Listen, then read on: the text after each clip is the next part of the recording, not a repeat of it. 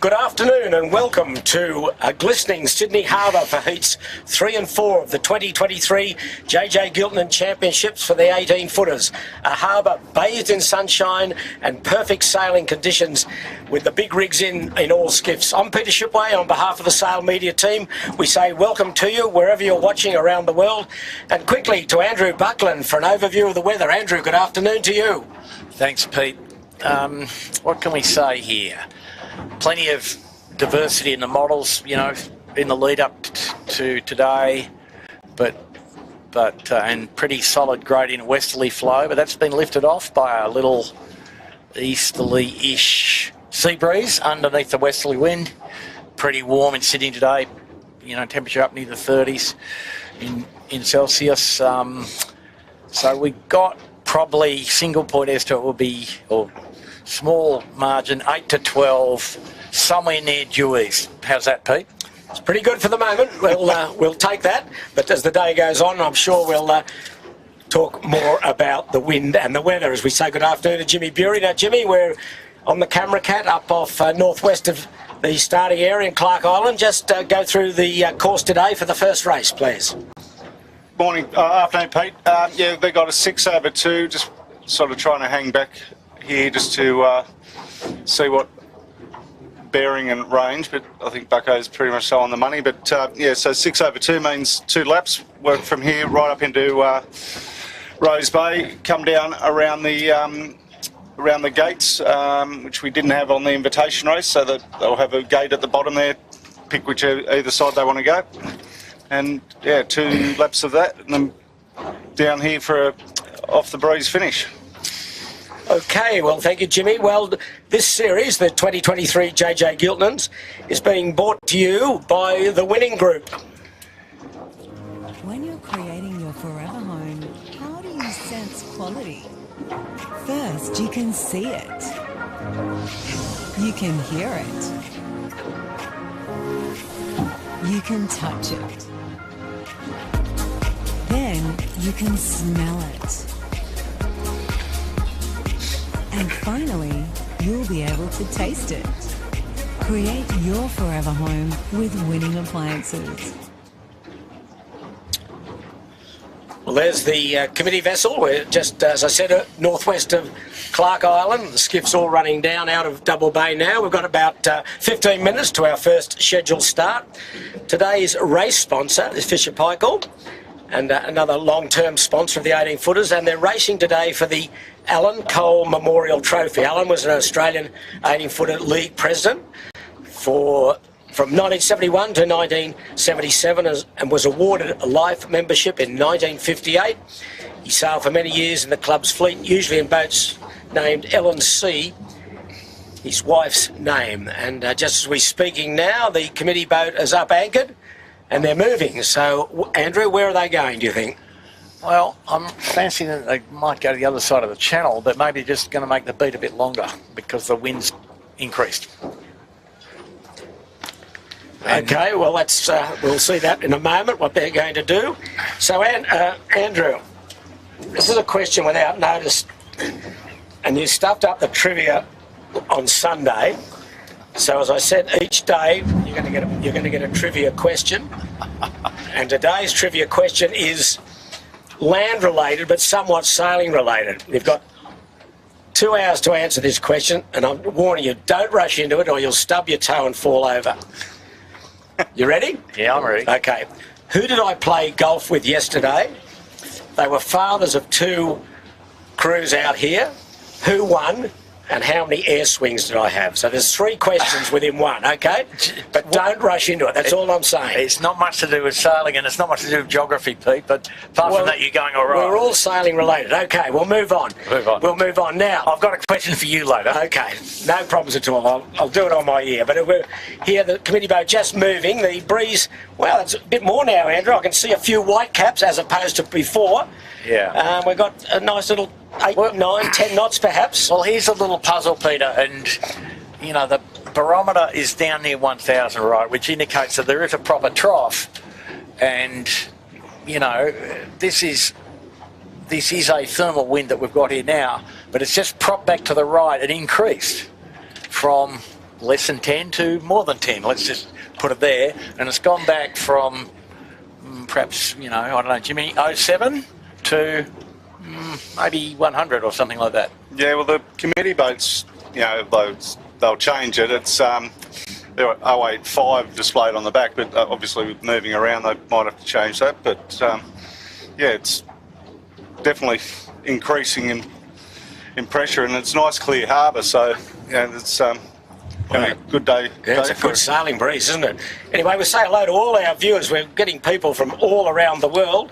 We've got Isabel and Fred Raymond from Whangarei, New Zealand. Hello to you. We've got the Yankee Express, wherever. Oh, you must be from America, you'd hope. We've got JD Clancy. Greetings from Massachusetts. There you go. Danny Hall, watching from Stockton, New South Wales, just north of, or up Newcastle Way. Ian Barnard. He's somewhere or other. I don't know quite where Ian is. I'm sure he'll tell us, but he's a regular watcher. Now, there's a question here, Andrew, from Ken Austin. And we think, I'm going to interpret what he's saying here. He's asked the question, are all skiffs running the same foils? Now, obviously these boats are not foiling. They don't have external foils that extend outside the hulls, but we could interpret that as the foils being the rudder and the centreboard. Are they all the same, Andrew? More or less. Okay, where's the more and where's the less? Well, there's a few generations of foils in the fleet, and but there's been good efforts to standardise them, and all of the newer boats, so they're probably more or less the front half of the fleet, the foils are near enough to identical. Okay, Joy Brown says hi from Bribey Island. Peter O'Connor checking in from Vail, Colorado, and hoping to see the Shaw and Partners go well. Well, they had a good day on Saturday, Pete. Not that good on the Sunday. They've had a third on the Saturday and a 10th on the Sunday. So Andy McIntosh, he's watching again. Hello to you, Andy. And we've got Giuseppe Lavazzari from Thailand. Hello to you, Giuseppe. Welcome to you. Angus Roxburgh, son Ben, sailing on the Bigfoot. He's watching from the train platform in Brisbane. So he can't afford a car. He's obviously on the train. And Whitty's tuned in from Drummoyne. He just sent me a message saying 12 knot westerly at Drummoyne. Okay, well, I can do better than that. We've got someone out at Olympic Park. They've got a west-nor'wester at Olympic Park, which is west of Sydney, up Parramatta Way. What do you make of that, Andrew? You're a good one for breeze inland. Well, this is a problem, isn't it, Kyle? Yeah. I mean, what we're seeing here is way off the charts now, Pete. 15 knots of easterly. So there's a fight going on, and this might be the strongest bit of wind we'll get today, but it's way outside of any of the models predicted for this time of the day. Yeah, hello to Ian Barnard. And it is spiky here now. Wow, this is good. This is good sailing breeze. Let me tell you that.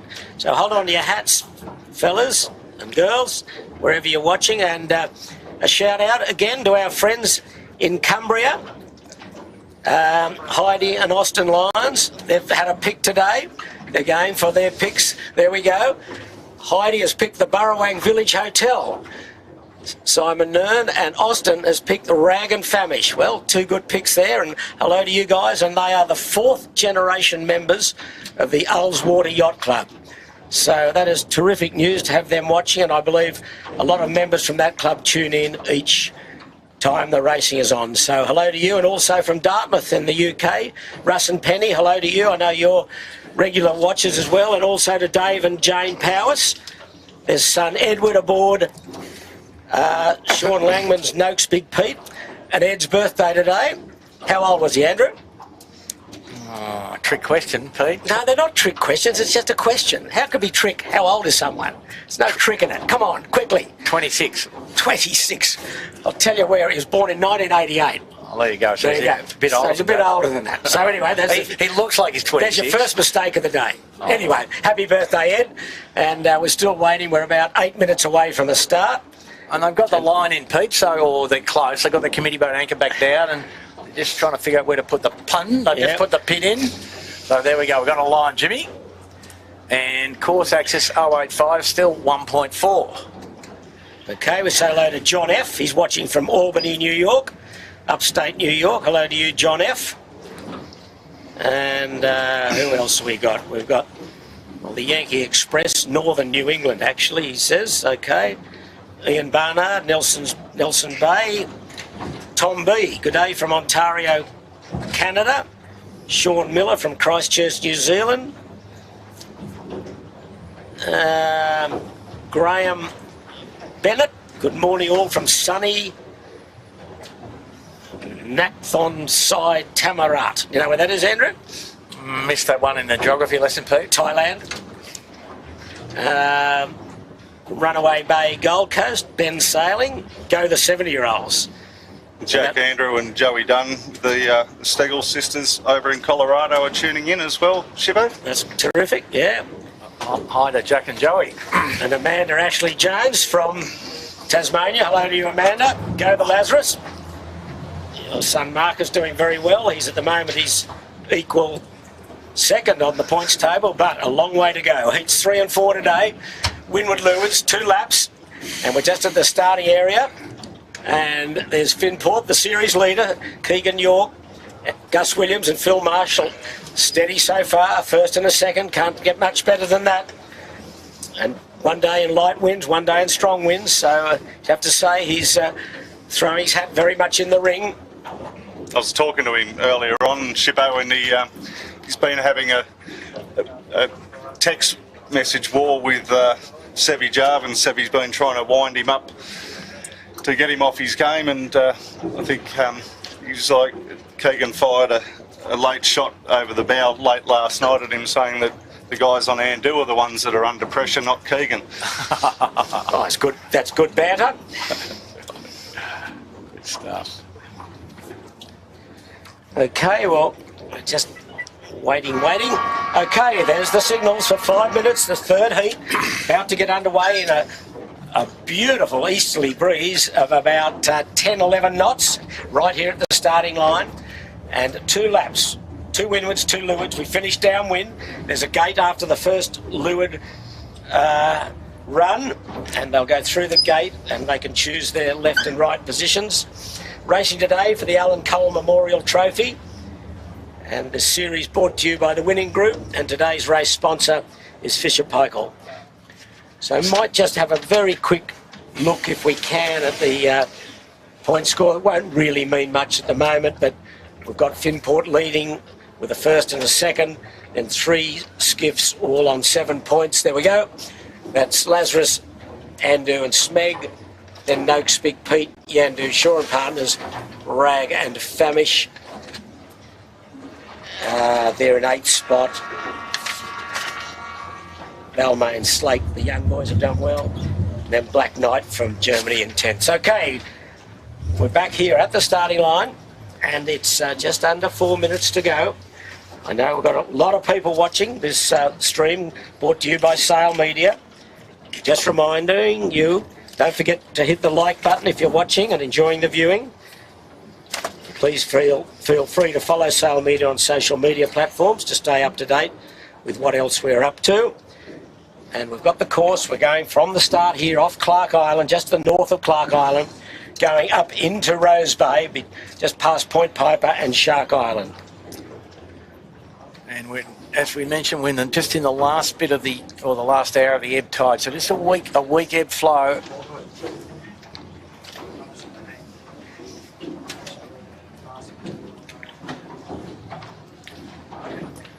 Okay, well there's Noakes Big Pete, the birthday boy, Ed Powers on board, and Sean's birthday tomorrow, Sean Langman. The birthday boat. Birthday boat. Trophy. They've got 24 hours to work out how old Sean is, Andrew. So at 2:45 to go, and the line, we're happy with the line, Andrew. It looks pretty good. No, pretty neat. Yeah. All good. Yeah. No problem. And, the committee was anxious about the wind being stable, but... Well, it's stable now, and certainly in strength. It's, 11 or 12 knots? Yeah, probably. The one I wanted to talk about, Bucko, is the guys on Marine Outlet, like they crossed the start line on Sunday and then didn't see them. Did you find out anything that happened to them? No, I think they broke something on the boom. Oh, I didn't discuss it with them. But Yeah, they didn't finish, and a 19th in the first race, so a bit of work to do there. wow. So Russell Moore's checked in from Olympic Park, 8 to 14 knot westerly there. Well, that's well inland. It's about 10 miles west of where we are. So it's making this a little stronger than we might have thought. Bruce Anderson, hello from Great Lakes Sailing Club, Foster, New South Wales. Okay, we'll say hello to everyone now and get on with the racing with 1 minute 30 to go. Which end do you like, Andrew? What's your... No, you're right. Or which way up the beat? I guess that's the question. Do we go left or do we go right? Well, Pete, I'm reluctant to say this, but it looks to me like it's, might just favour just a big, long starboard hander. Less tax, one tack back in, and then just deal with the Dardanelles. Yep. All skiffs on their big rigs. But it's unusual. It's not in any Sydney Harbour textbook that I've read. What's happening here right now? An hour ago, there wasn't any breeze on the harbour, maybe just a very light easterly, and this just has come up in the last 20 minutes, half an hour, with 1 minute to go. 10, 11, 12 knot easterly on the harbour, race 3. Yeah, just some little signs of holes. The bit that pressed through a minute ago has now started to lift off and get a bit porous. So I would think it will get lighter as the day goes on, and we might be seeing the first bit of that effect. Okay. Well, it's got to the bridge anyway. Yeah, no, absolutely. Okay, so... Yeah. They're pretty shallow. Pretty shallow wind. Smeg and Shaw and Partners advanced down towards the leeward end. And the fleet all racked up really for the Finport for the pin. Finport in middle of the line along with Big Pete. Andrews down towards the pin. So, and Pete, I think Finport just trying not to take too much risk and relying on the GPS type things to keep them on the line. And okay, that's the overhead. See the clear sails of Noakes, Big Pete there. Here we go. Smeg 4, pressing 3. their I luck. think they're going to be clean. 2, 1. Yes. Yeah, good clear enough. start, I'd say. Smeg was good. Impeccable, not just good. Well, he got a bit chicken winged up there down there. He had to put the bow up to get round the mark. And doing plenty of trouble down at the leeward end there. Andrews in all sorts of trouble. Okay, so he gets across on port. That's Hoffelhaus in the tide there. Oh, the old boys from Germany. And here we go. Fleet are trying to get onto starboard, some of them. There's the marine outlet, but there's Noakes Big Pete across and nicely started. Someone's coming back. Why would they be coming back? Oh, they've infringed. It's Lazarus. He's doing a penalty turn. Early days for that, Marcus, but fair enough. He's Anyway. infringed, so good on him for Yeah, well, he absolved himself. putting his hand up. Okay, and we're away. Majority on port, but Smeg's still going out. Team the Japan left. just capsized at the pin. Who was that, Jimmy? Team Japan. Okay, well, there is Team Japan. Okay. Okay, we're away. A split in the fleet. Some going left. So Pete, looks to me like less wind on the right edge. Okay, well, those out to the left. Guess who looks strong out there? Smeg and Finport and Shaw and Partners. Finport. Yeah. They're out to the left. Yeah. There's Lazarus having, that's the young Lazarus youth team. Andu going back. He gave a lot away at the start, Andu. Yeah. So he's got a bit of work to do to get back into this. But he's not far out of it. The breeze goes a tickle left, he's right in it. It's favoured to the left a lot, Pete, this first 2 minutes, 1 minute. And the other boat that's well back is Rag and Famage. Didn't get a good start. He got all tangled up down in the pin. So he is giving them a big start. Just remember, 2 laps, 2 windwards, 2 leewards. There's the Rag. Bradley's head in the background. Good breeze now, 11, 12 knots. So and a little left-hand rotation, Pete. That'll help the boats out to the left. Smeg, Shaw and Partners, Dave O'Connor and Finport, the series leader. Yeah, the left looks strong at the moment. And going way to the left off screen is the Burrowang. Oh, And he's in the Bermuda Triangle nearly. yes. Okay, we'll come back to him a bit later. So almost east northeast there where he is. There with No one's come out of the right yet to attack these boats that have gone hard left. No, Pete, the guys that went left had smashed them. You know, you see on screen, Smeg, Shore and Partners and Finport. 1, 2, 3 or 3, 2, 1, depending on which way round it is. Out here also is Andu and Kirk Mitchell in the Birkenhead Point. They're holding a nice lane. It's Andu just gave him a bit of a touch-up. Yeah, he's been very strong in the lead-up races. A strong win in the Big Nor'easter on Sunday, but this is a different day, a different breeze. And the further Smeg goes in, the further he's lifting. This looks nice. If you're Michael Coxon and Shore and Partners, you'd be feeling pretty happy.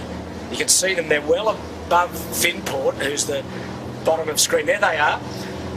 Shore and Partners coming around the bow of Smeg. Smeg fighting to hold a lane. There's no means a conventional breeze structure yet, Pete. Okay, well, the fleet is starting to bounce out from the right now. Here they come. So that's Noakes Youth and the Black Knight are the first out of the right. Yeah.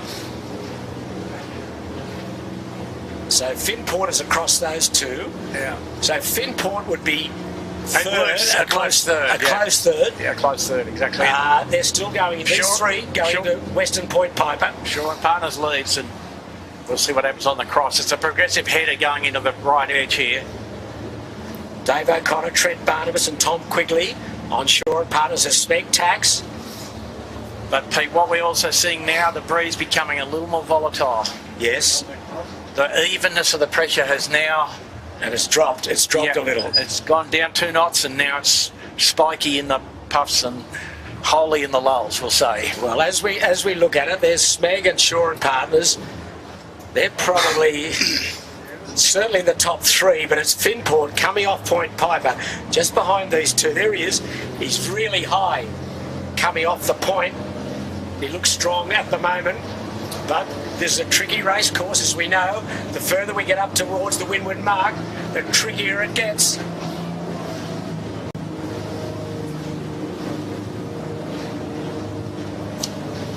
So Andu is getting themselves into calculations.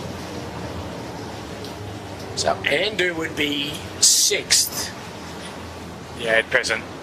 And there is, it does seem to be more pressure just in the middle here. We're out to the left of the course on the camera cat.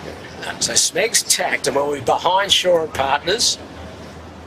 Now Finport, as he's bouncing off there, he's starting to take ahead. Shore and Partners tacks short of Smeg. Now Smeg's across him. Breeze is Smeg would be Smeg's leading. Lead probably here. Yeah. Finport getting bowed down as they come out. He's probably going to attack. Yes, he does. And way out to the left off camera is Noakes Big Pete. Okay, there he is with Shark Island top of screen. There's Noakes. Just tacking now. If he gets too much left-hander, he'll be close to a lay, but at the moment, he's probably got this good enough, best pressure of everyone.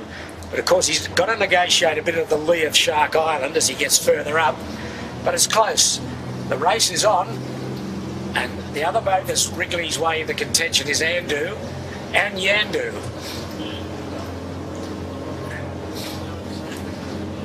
Rag and Famish fighting hard to get in, trying to get in touch with the leading group. He's back at about 8th or 9th at the moment. The Shore and Partners making a good fist with it again, Pete. And he looks quite quick too. Well, these 3 boats, Finport, Shore and Partners and Smeg, were the 3 place getters in the first heat, with Finport first.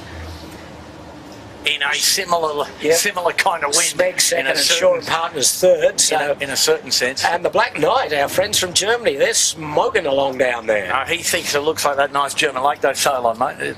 It does a bit, doesn't it? And there's a fair way back, Pete. Yes, he is. And it looks as though we'll see as they get a bit closer up here that Noakes Big Pete is there or thereabouts, but it looks as though it's heading as they go back into Point Piper. So it's a good, strong race at the moment between Finport, Smeg, Shore and Partners. the Black Knight and Noakes Youth. Well done to the Noakes Youth boys. The boys in the Noakes Youth can sometimes join the dots together pretty well. Tom Kunich, Finn Sprout and Aidan Mansley. Wow, they're right in this game. Yeah. And Big Pete, I've just been watching them while you guys been chatting about the other guys. They went through the lee of Shark Island here with not much effect. So With no problem whatsoever, didn't they? Yeah, they've made a gain out to the left. Yep. No, and almost every bit of game, Pete, this beat has been on the left side. Almost every single bit. They're full wicked, and they'll be just behind Finport. I think Finport coming across on starboard. You can see them at top of screen. Finport will be and Finport just got ahead. Good pressure coming to them. Noakes had to just take a little dip behind him. Anders right in the picture now. Okay, we're about 100 metres, 150 metres short of the weather mark for the first time. This is the first beat of two as Finport tacks in not much pressure. But good wind coming around the corner here for it. Yeah, but it's a bit light here. Well, it's a tricky place where the mark's low. Just Okay, the Germans have got themselves in front of Finport. to the south of the island here. Good pressure at the mark itself and a lull for all of the fleet to cross to get to the puff at the mark. Puff looks a bit right at the mark. And sure, Carter's probably going to lead. I think that's right. He's going to get to this puff first. Yep.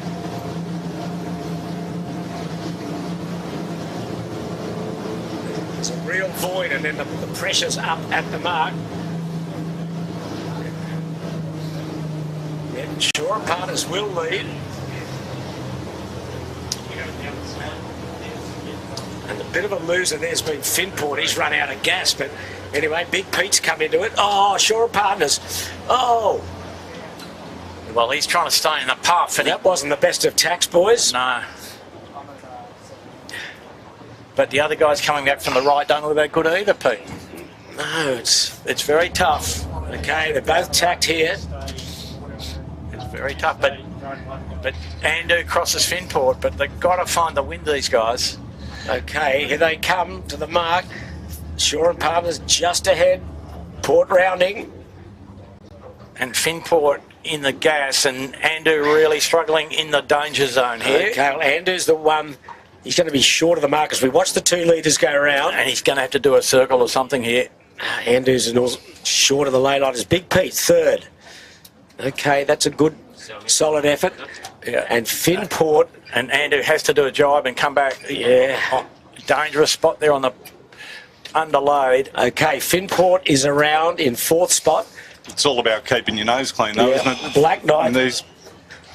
Next. Oh, yeah, you don't Then get much joy. Noakes Youth, these boys done a great job. Andu will be next, and then Yandu. And Rag and Famish.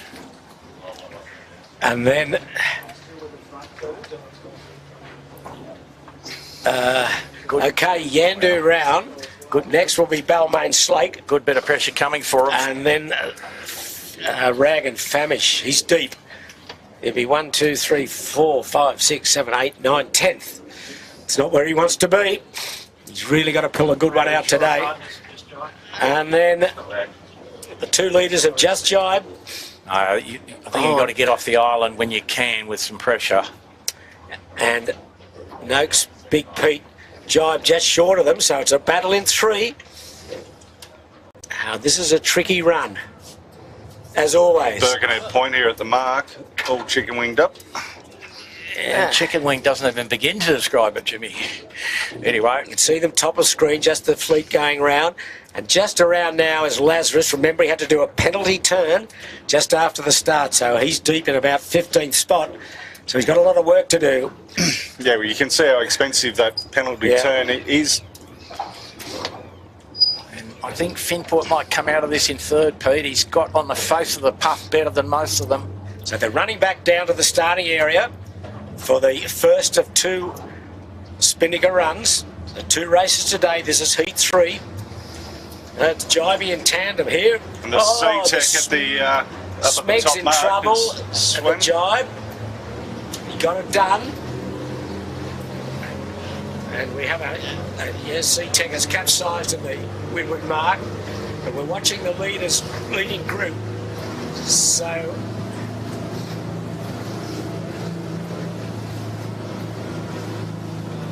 Smeg's got himself into first, but we're watching the tail enders running down.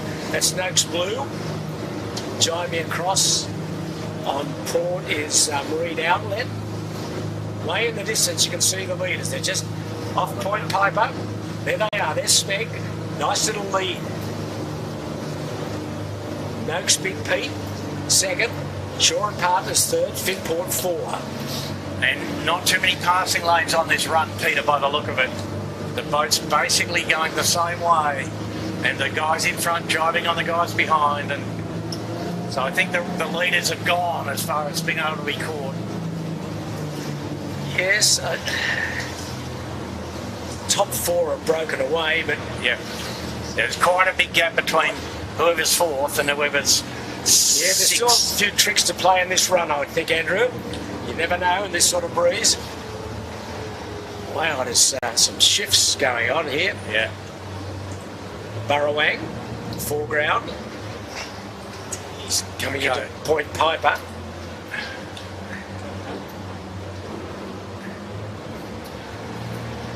Lazarus chasing hard, trying to catch up places. And a lot of deficit to make up here. But his rig's quite, like his sail area is a lot bigger than most, isn't it? It's got grunt and he's going the right way, Pete, so he's a chance to make up some ground, but it's pretty tough on this track.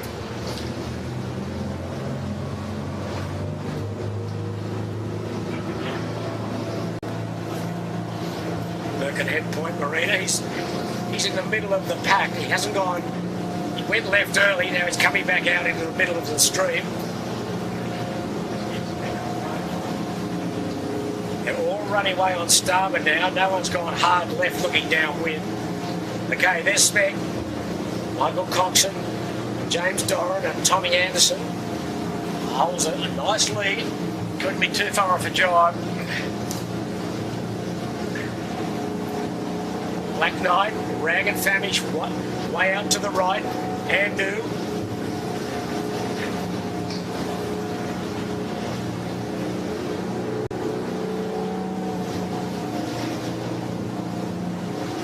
Almost like there's two breezes out there, Bucko. No, that is correct. There's sort of an east nor'easter and an east sou'easter. Only about lucky to be 10 knots now. There's jibes coming in from Finport with the black spinnaker and the Shore and Partners with the red spinnaker. But jumped away, the two leaders, Smeg and Big Pete, have jumped away.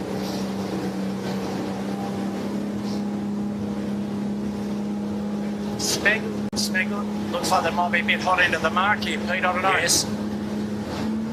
Just setting up now. So a gate down here, you can choose your left or right mark to go around. Which mark are we going to, Andrew? I don't think there's much difference. Just whichever one fits your jibe angle. You know, the gate's pretty narrow. Well, Smeg's done a terrific job. Both upwind and downwind, they look extremely strong here. Stayed in the pressure, and he's going to have a nice little lead. And he might do a jibe drop onto the starboard hand mark. That will be the safe thing to do. Safe manoeuvre. But yeah. But he's a bit hot on the angle, that's all. Going for his 5th JJ title. He's really Let's see if we can get showing the boys the way today. Add some more to Tommy Anderson's highlight reel. And the looks more breeze into the left, looking upwind. Absolutely, it's turning into a kind of a nor'easter. Okay, so stand out on starboard for a little while, get onto port quickly. As we're watching Big Pete, what's he doing? He's going to the different mark. Yeah, he's going the other way. He's going the other way. So it looks to me that Smeg's probably slightly favoured with wind pressure, but not much in it. Shore and Partners will be next. Is Finport jibe too early, Pete? Yes, he may have. He's going to have a bit of square running, I think.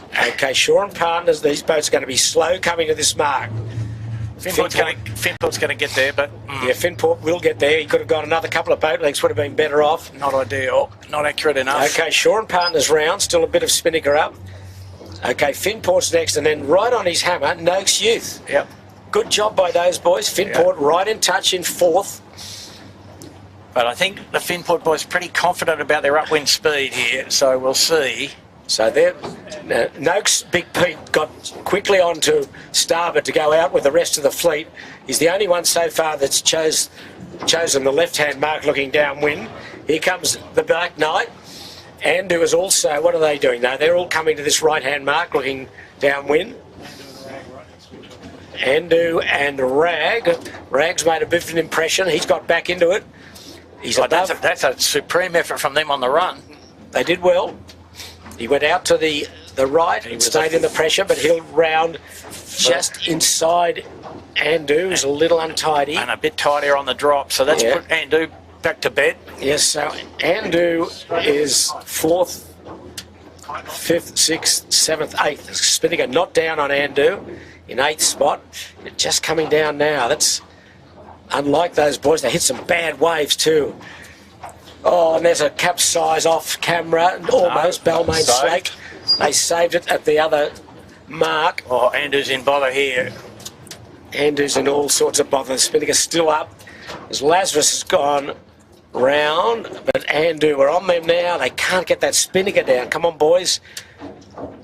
I see Sammy in the middle of the boat. Just coming down now. Wow, that's a big loss. Working on the halyard. Really big loss. Okay, they've got going now. There's Finport tacking right ahead of them. So the race is really on for. So now big long port tack for all the guys that have gone hard left in quite good pressure. 12 knots and the breeze gone left a little. Left maybe 070 or something like that. Here come the tail enders going round the mark. The kitchen maker left his drop late and he looks untidy as he's going to almost capsize. The Royal Oak going round with Spinnaker up still. Kitchen maker Spinnaker still up. Not recommended to go to windward that way. Now Marine Outlet going round. He's got his Spinnaker down, sort of.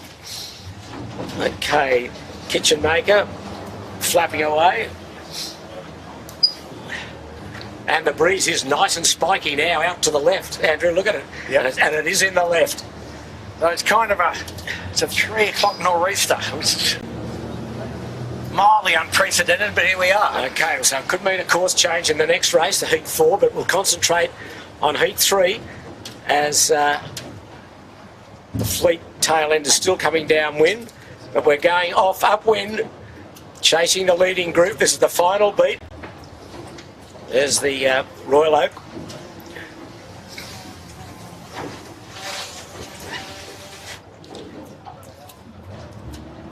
So it's almost a one-legger, isn't it? Once you get onto port, if you go out far enough.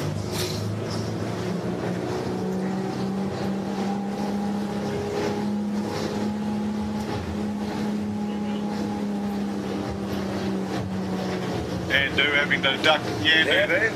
Sun ducking father. So right at the top of the range with the big rig now on the left edge here. Not so much up the top though. No. It's certainly brisker, or more brisky down towards the leeward end. But up the top end it is a considerably lighter. You can see them, a little bit of inversion in some of the mainsails. Yeah, and quite a lot lighter, so perhaps 4 knots less nearly at the top mark in very rough estimate terms. There's Yandu, and below him is Birkenhead Point, and down to leeward is Andu.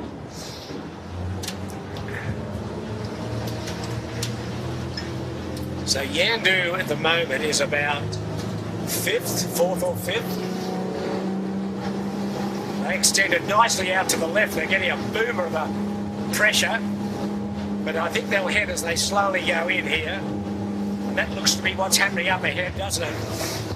But Smeg's way up to the left and looks well in control of this race.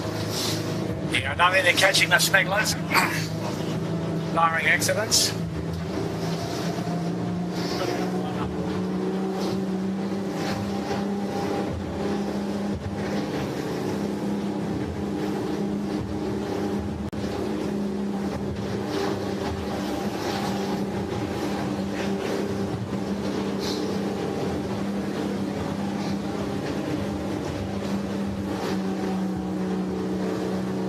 That's Yandu there on screen, Pete. And Andu and Rag. Andu and Rag, okay, what's happened here? They were together at the Lewin gate. Well, and Rex well in front after the Ender boys couldn't get the shoot down. So once we get up to the leaders, the boat that's been percolating very well has been Noakes Big Pete. Yeah, See them in a moment. he looks threatening, doesn't he, Pete?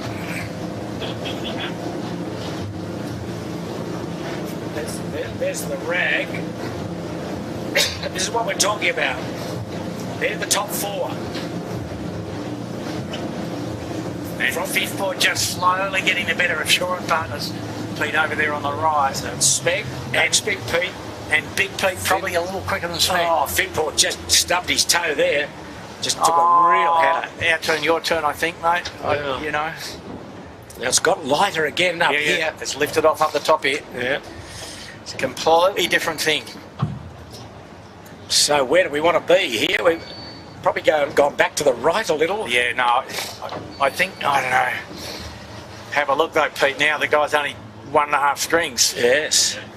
Those Smegs high on the right, high on the left, Yeah. very high. Yeah. But that's Pretty slow though at the moment. But here he goes now, full pressure again. yeah. It's come back out of the right with pressure.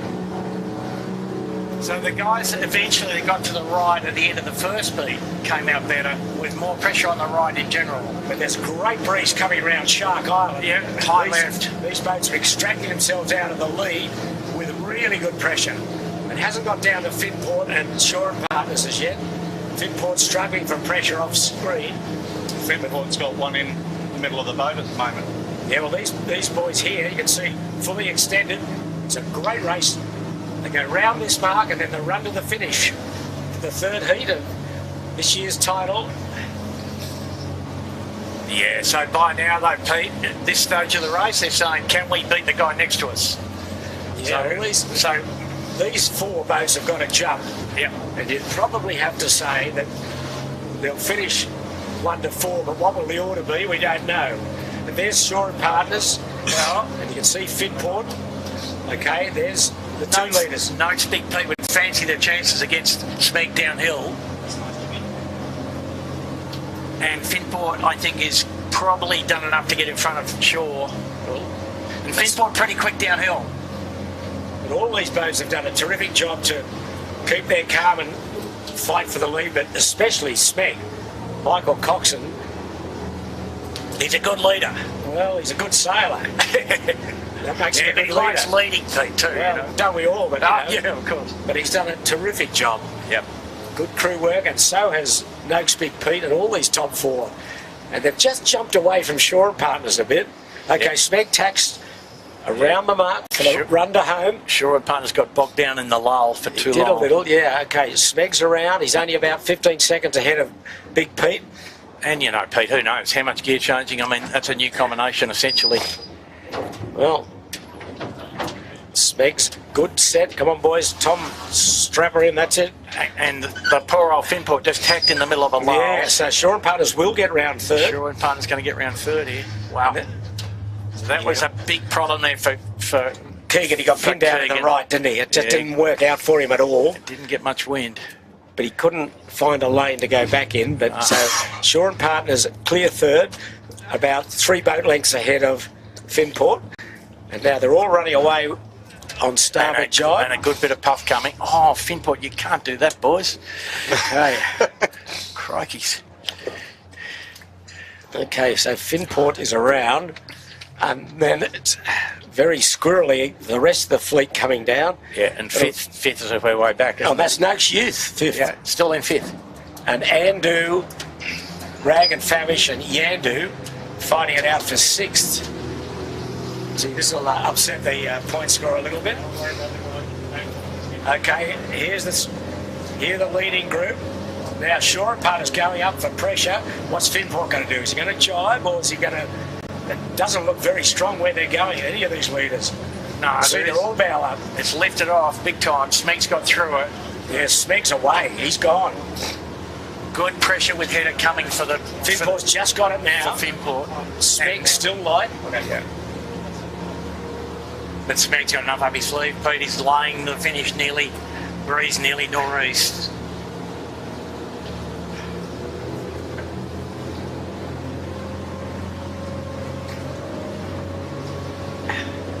Wow.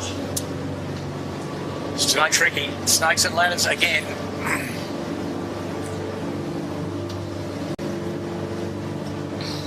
It's very light up under Shark Island, I can tell you that. Yep. These boats are probably just out far enough not to be super affected by the lee. But there's... Oh, this race is not over. No, There's Smeg's soft. that's a true statement. Shore and Partners coming down with pressure, as is Noakes Big Pete. You can see Shore and Partners starting to rumble over Noakes. Smeg's still looking for pressure. Well, he's asking the question of Noakes, isn't he? Yeah, now Smeg gets a header. Can get the bow now.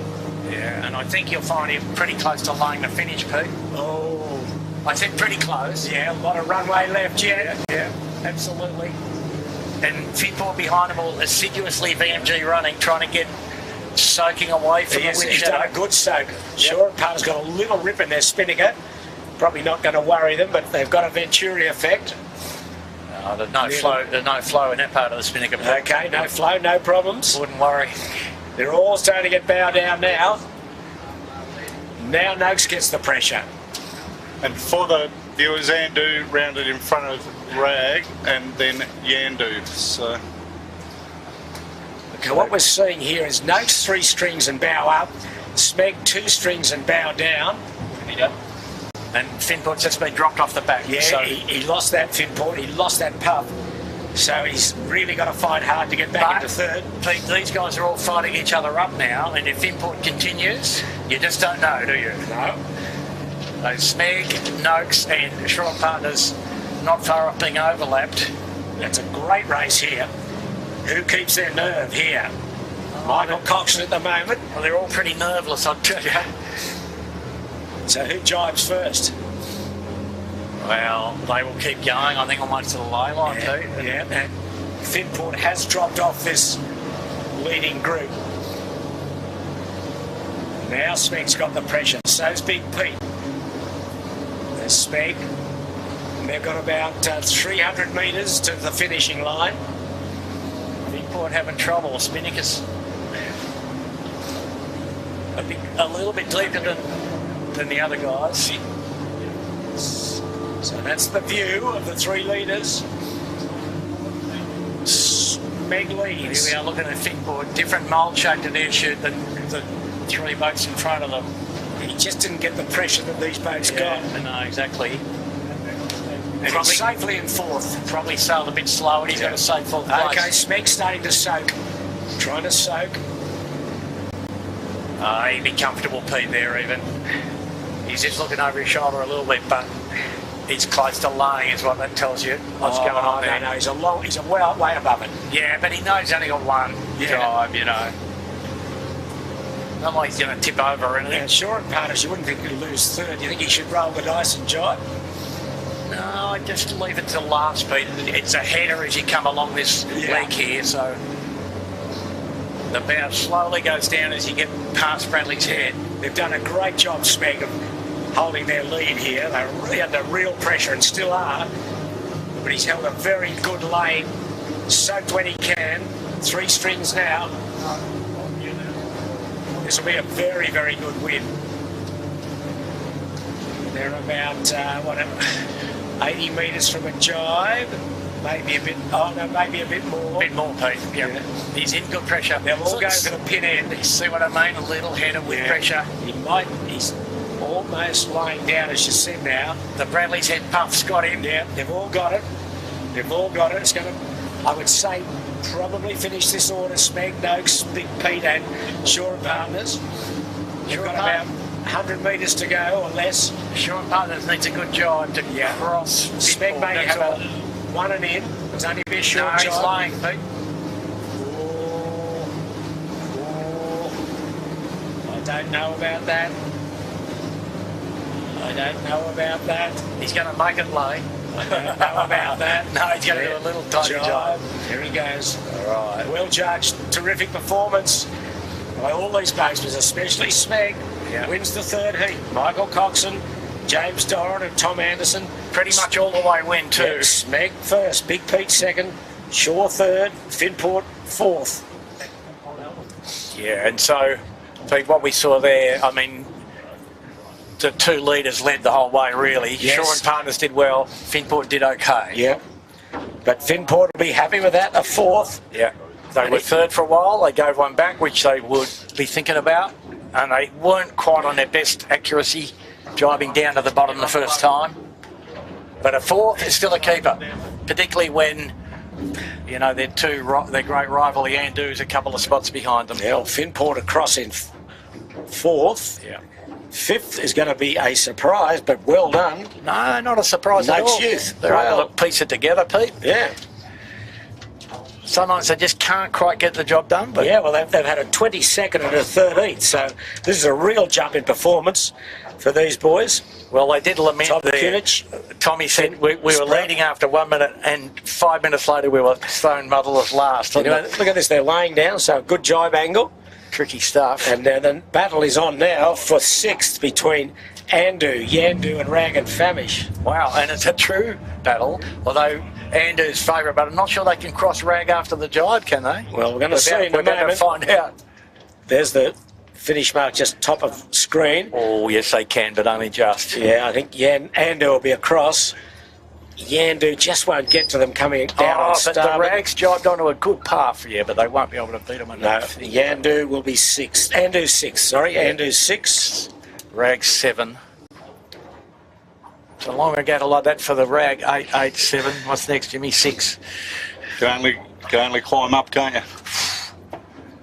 Wow. Yeah. Okay, Andu 8th. Andu 6th. Rag and Famish 7th. Yandu 8th. And then Lazarus and Birkenhead will be the next 2, and probably Birkenhead having their best race of the series. easily. They should get in 9th, as they are well to leeward of Lazarus. So Lazarus, a good penalty turn out of it, but there Yes. you go. But in these short races, It's almost over before you start, Yeah. isn't it? You can't do it. You can't do it. well, you got to do it because you don't want to go to the room and roll the dice, do you? You can't get into the situation in the first place, whatever it was. So Birkenhead 9th. Just coming across now, one jibing in. Lovely jibe. Lazarus 10. Won't be happy with that, Marcus. Yeah, but he would know that he could have been in the hunt for a top 6 at least if he hadn't an infringement, and so he knows who to hold up the mirror to, Pete, I think. Yep, so Black Knight 11th. And they were better than that 2/3 Yes. of the way, so they've done something a bit weird towards the end there. I'm not sure what happened, but The white chute belongs to Marine Outlet. Will he get there next, or will he or will the Royal Oak, who's overlaid somewhat? Yep, Marine Outlet 12, 13th the Royal Oak. just barely, but yes. Oh, my goodness. Oh, that's fabulous action. That is. Anyway, as you say, he got the job done, but in quite spectacular fashion.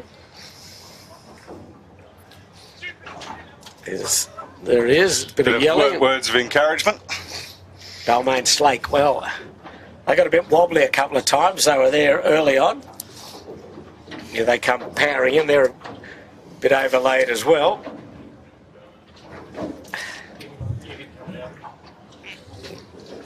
Balmain Slake, 14th.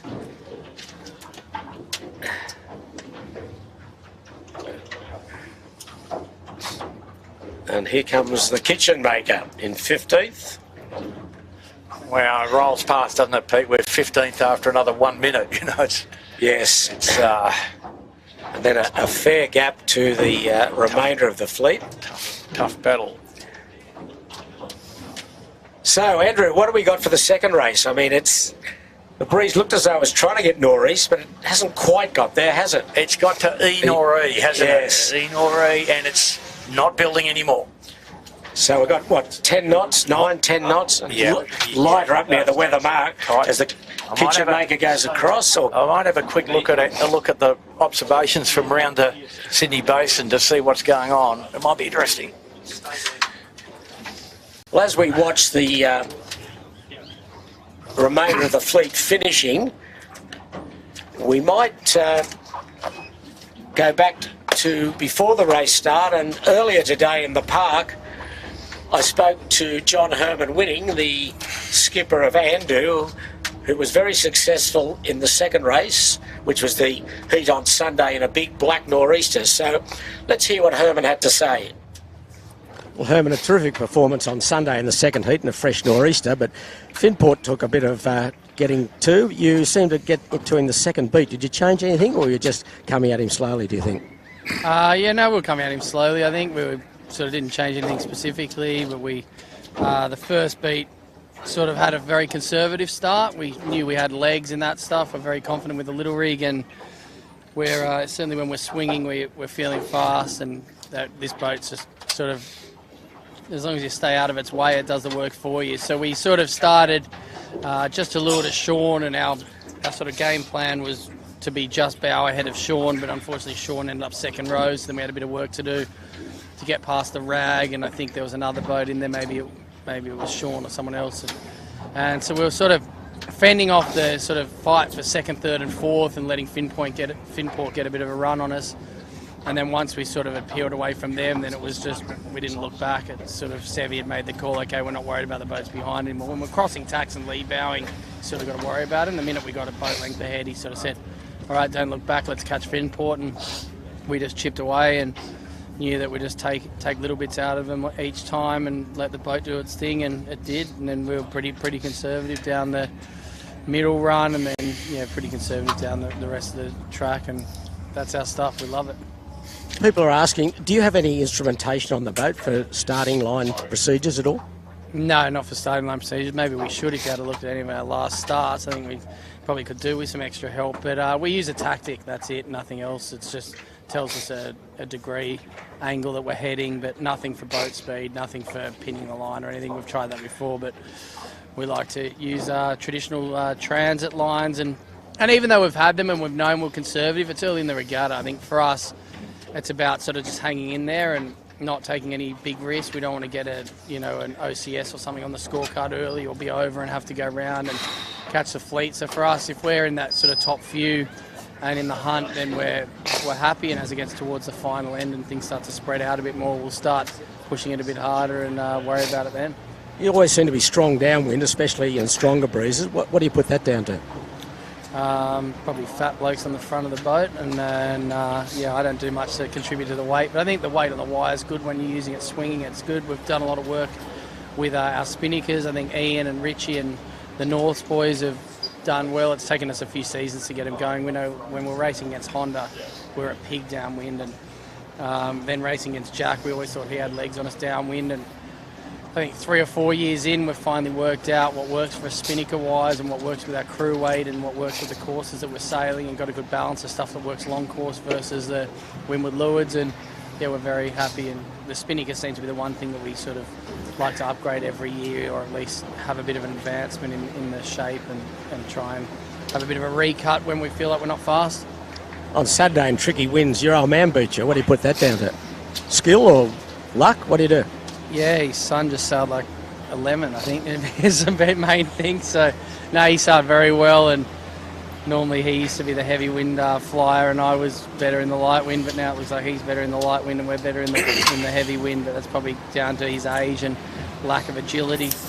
But, he certainly had legs on us, and we didn't feel fast the other day. It's not good when you've got a 105 kilo main sheet hand sitting in the spinnaker bag the whole way around the track and watching couple of blokes that are 70 kilos, triple stringing and low hooks. So, they get their wins in the light stuff and we get our wins in the heavy stuff, as you saw, and we'll just hang in there in the light stuff, which we're going to have to do today for hopefully 2 races, the race committee said, but I'm hoping for less.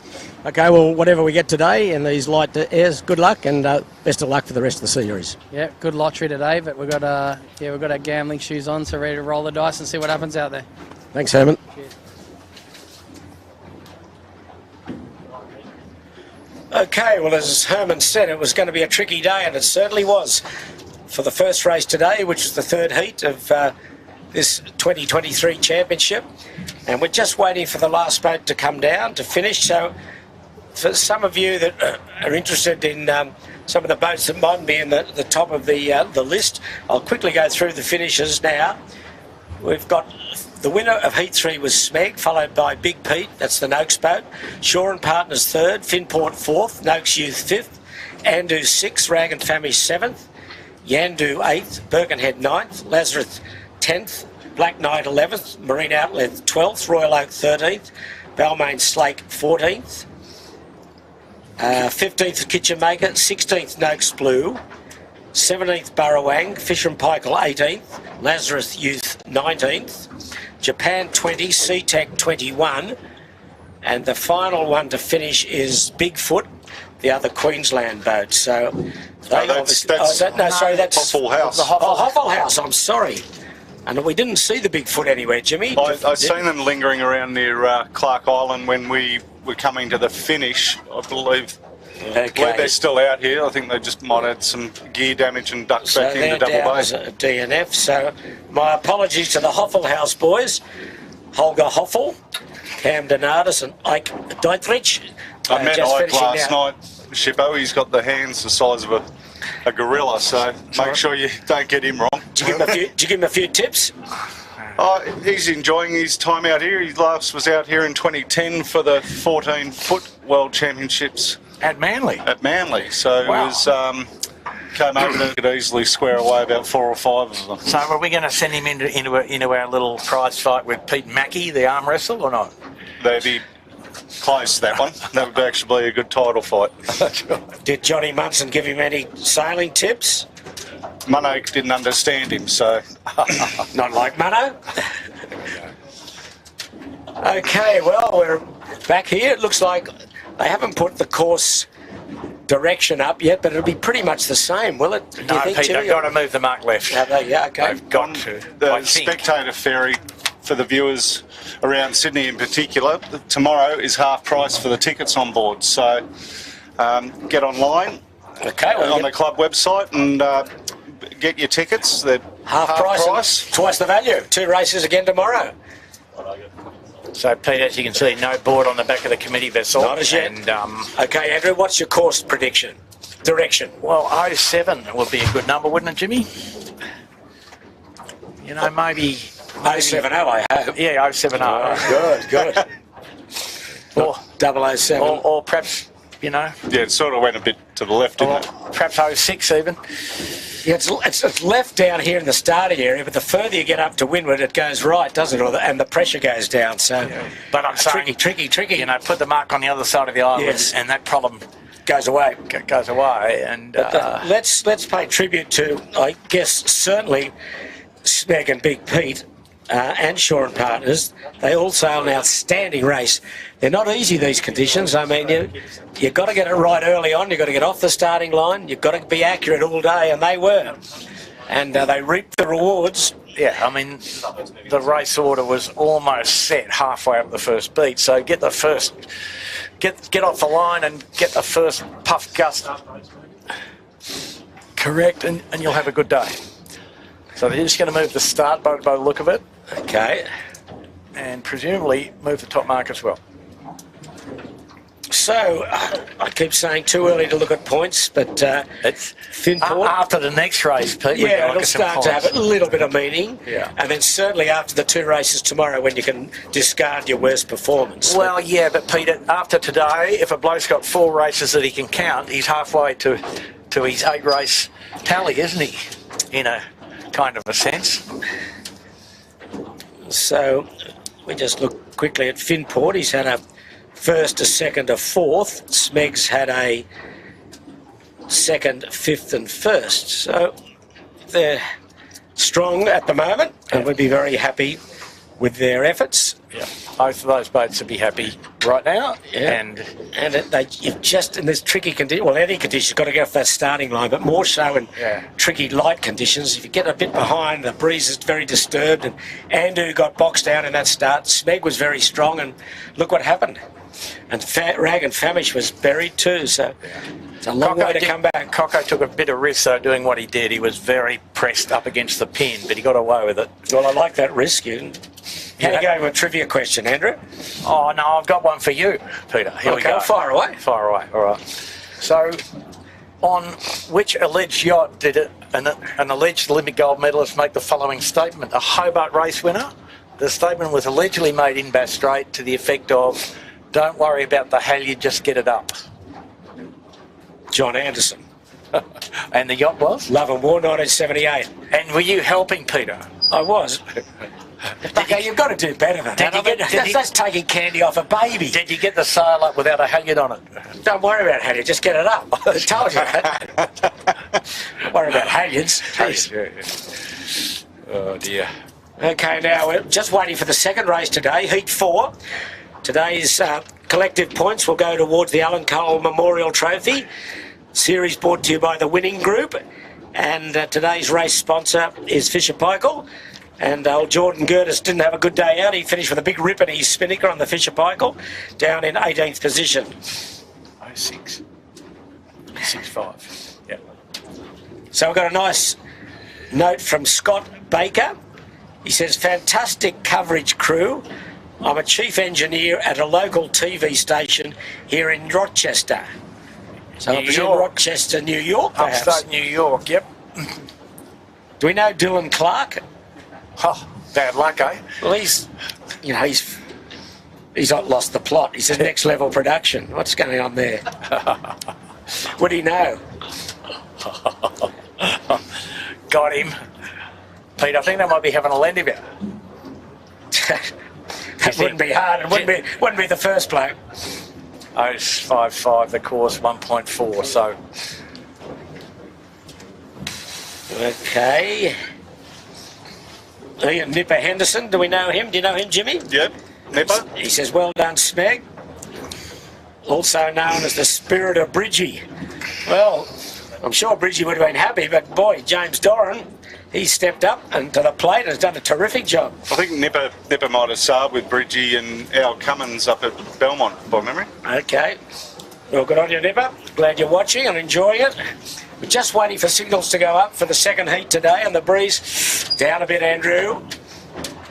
And they've gone to 0.55 the course, yeah. On the island. 1.4 miles. And where does that take us? To the left? On the white line. Can't see it. Where's the 0.55? We just had to bow there, Pete, but we'll get back to it. I was looking at all the fan mail, I'm sorry. Yeah, exactly. Concentrate. Just getting out of the...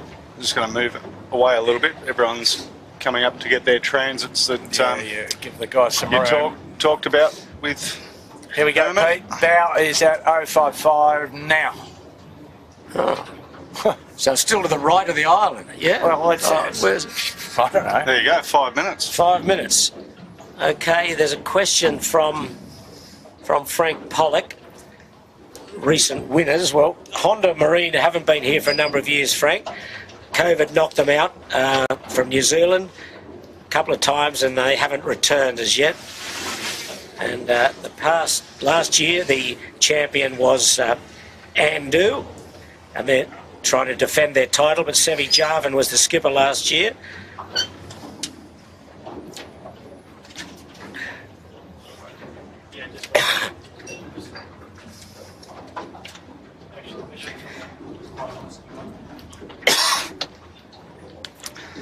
Okay, we're under starters' orders. Clean start the first time today for the third heat. Let's hope we can repeat for the fourth heat. The earlier race won by Smeg.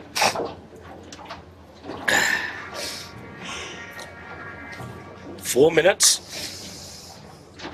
And Richard Campbell Burns.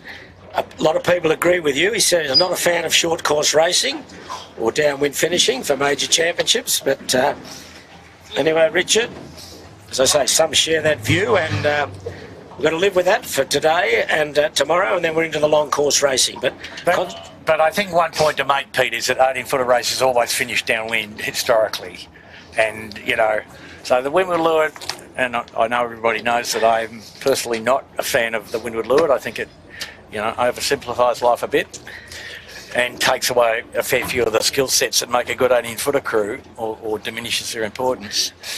But 18-footer races had almost always finished downwind. There weren't too many courses that we finished upwind. So, Jimmy, have we identified the weather mark? Just for so that we can sound as though we know what we're talking about. But it's set at 055 at, was it 1.4? 1.4, which is quite a long way. Was that the same distance as the first race? I think it was, wasn't it? It was 1.2. 1.2, so it's longer. Yeah. So we're trying to... Our captain and commander, Jimmy's on the binos, trying to find the weather mark. I don't think It's got to be there somewhere. Maybe just go around the island like the old days, bucko. White light to starboard. Yeah. Totem pole to starboard and come back. Still light here at the start. Nowhere near 10 knots here. Little spikes might be 8 or 9, and the lighter parts are 7 at best. Yeah, so the breeze sort of starting to soften. And are we going left or still trying to get out to that left? Well, the pressure's still good on the left, Pete, at the headland. It's the same old sort of structure. How you get up past the island, depending on where the mark is, another question, but we still find the mark. Okay, just under 2 minutes. So they put camouflage on this one, Jimmy, or something, have they? I assume they've changed the starting line, have they? Somewhat to cater for the different course. Yeah. Well, it doesn't have to be in the water when the gun goes. Where's the pin, Jimmy? Where I just can't see it at the moment. Where all those little boats are. Against the white line. Oh, I see. It's a bow. Yeah, right on the transit with the found it. lighthouse at Robertson Point. Yeah, up there somewhere. Right behind the KFC marker. Oh, behind that line. Oh, okay. It's way to the left then. Well, that's a little to the left according to our compass anyway, but that's So, all right. That's a good beat though. So Pete, Shark fine. Island won't come into play. At all. No, it'll be Bradley's head or nothing. So it'll be Bradley's head, Pete. Yeah. 1 minute. 1 minute. Where do we like, Andrew? Where do you want to be? Quickly, tell me. I've got to get there. I've got to get near the pin somewhere. Okay, well, Smeg's down there. Yandu's down there. Shaw and Partner's down there. Where's Smeg's trying for a repeat of his previous Finport? good adventure. Up this end. Oh, he's right up the windward end. Is Keegan York in Finport. Lazarus and all sorts. doing a sort of a fall into windward trick to slow down. She's a bit crowded up the top here. Finport would be well advised to bail out. Most advanced down the leeward end is Noakes Youth, who had a stellar first race. Smeg's down there as well. And I think is that the Royal Oak down there? I think. Finport's in trouble. Finport's in deep trouble. Here he is. Okay, Lazarus is advanced. We've got 8 seconds. How are we looking? 10 seconds. Finport's tied up with Hoffel House. No, we're okay. We're going to be clear. Yes, clear, I think. Oh, Finport had to bail out of there. He's late, really late. As is Noakes Big Pete. He did a bad job there. He got overlapped and too close. Yeah, so he's got a big job to come back here, Finport, as has Noakes Big Pete. But they showed in the past they got the speed to do it, but we're away in the fourth heat, second race today. There's Noakes just taking the stern of Finport. This is going to be a big, long squeezing match out to the left-hand edge, Pete. So well, the thing with Noakes Big Pete, they've got clear air. Yeah. They're first to get onto port. All the fleet, with the exception of Noakes Big Pete, are on starboard, or Noakes Blue have gone back too, following the boss. And in theoretical terms, folks, it's slack water, right? So, and Lazarus, Marcus Ashley Jones, making amends for his early mistake in the first race. He's got a very good start up to the windward end of the line, but he looks very strong and powerful. Rag and Famish quite prominent, as is Andu. And the breeze east-northeast here.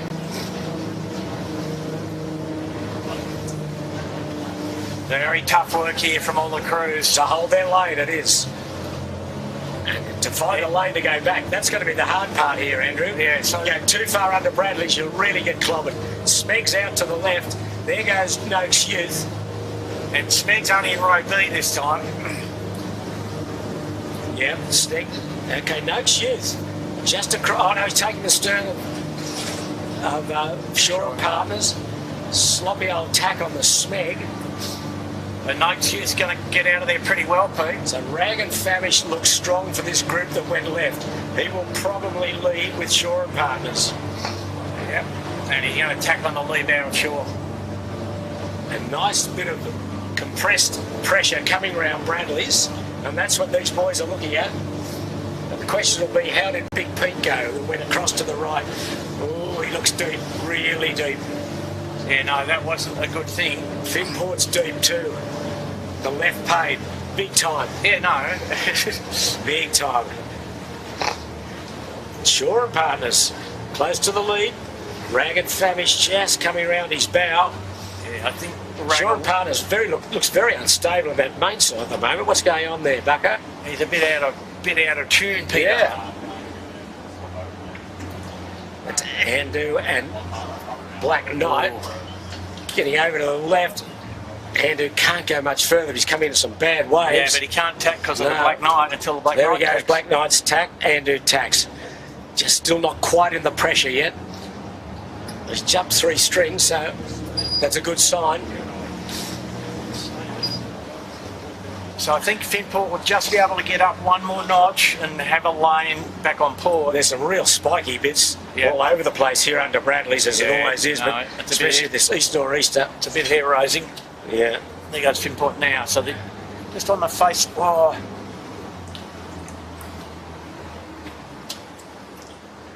Oh dear. Bit of rubbish from Finport there. Yeah, that was a wobbly. Got the wobbles there. He's got the job to do, Keegan. Hard to come back from there, Pete. Yeah, he's taking the stern of Noakes Big Pete. Yeah. Anyway, if you're good enough, you're good enough. So out into midstream it goes, and it looks to me that Andu, with a bit of mainsail inversion, could be close to the lead, along with Rag and Famish and Shore and Partners. Andu will win this pretty easily from there, I'd say, Pete. Just leaning back big sail, yeah? Yeah, they're good in this. Yep. And relatively heavy crew. Yep. Setup looks good. And the only boat there capable of matching him is Rag and Famish, I think. Although Shore and Partners come back and cross them. How about that? Yeah, Shore and Partners. Dave O'Connor is in solid position. But the structure now is almost ordinary plain old nor'east, right? So just reapply the theory and come back to Bradley's again if you're looking for something to do. Well, that's what Rag and Famish are doing. They've got about 30 metres to go before they tack. There they go. Yeah. So now they've just got to get across they're not going to cross the Germans. How about that? Shore and Partners, nice little jump there. And so Fisher Paykel in the mix too. Yeah.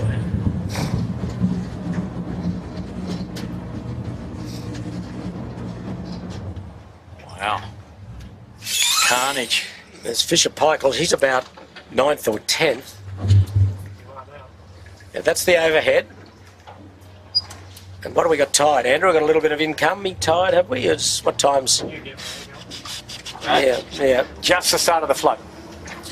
Okay, so negligible at the moment. Yeah. And pretty much slack water really right now. And the weather mark up near off Steel Point, so it's a long beat. 2 windwards, 2 leewards, finish downwind. Shore and Partners tacking in off the eastern side of Bradley's Head. And now less wind than we thought. Pete Lazarus has marched up again, so they're close to the lead as well. And those little puffs are getting less and less. The puff's probably 8 to 9 knots, and the lull's about 7. Yeah, in the middle of the stream, away from the compression at the headland, it is sub 10. So there's Andu out in the middle. It's a very close race. Everyone's in the mix. Well, Andu leads pretty comfortably. Yeah, well, there's a few up on his hip, like his son. There's Finport.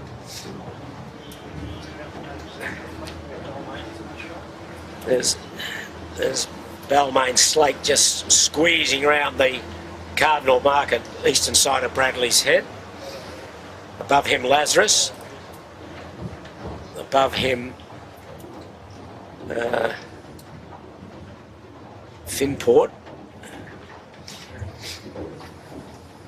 So Finport's actually gone all right there, relative to Smeg, and maybe, Pete, the left edge does pay here. Yeah, well, they're bending their backs. They've got pressure. A little bit more wind. Boats in the left have got plenty of pressure.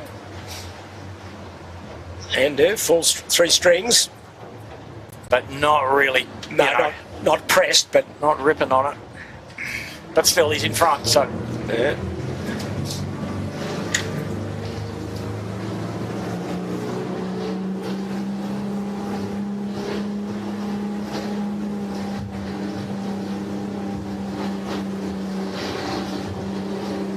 It's no sheath above Smeg. And more breeze coming down to these boats now as we talk, Andrew. It's got a bit stronger here on the left edge.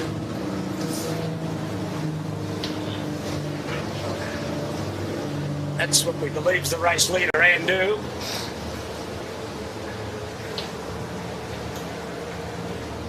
Yeah, so... across the stern of Smeg. Oh, Finport spent a long time there having a fight with Lazarus. Yes, yeah. All pretty unnecessary. Should have got out of that gas, but anyway, there's Smeg. First heat, first race winner today, but that's Andu. Looking very, very nice out in the middle. It could be son and father almost first and second.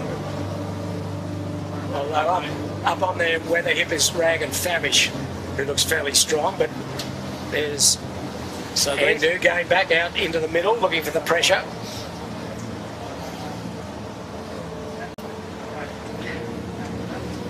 Yeah.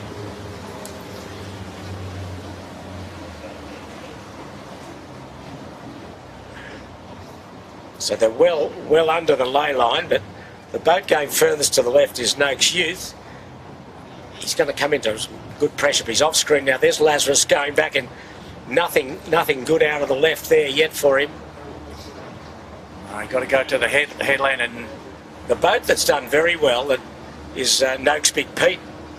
He was deep and buried at the start. He missed it completely. Yeah. And he's got himself right back into this. He is going very, very well. There's Noakes Youth right in on George's Head on Taylor Bay, northern side of Taylor Bay, just tacking now. Gets too much left, he'll be right on a ley line there. And there's Yandu, he's going out to the left as well. Noakes, Big Pete tacked. To leeward of him is Bigfoot. Good effort there after not finishing in the first race today. But here's Noakes Youth right in the groove.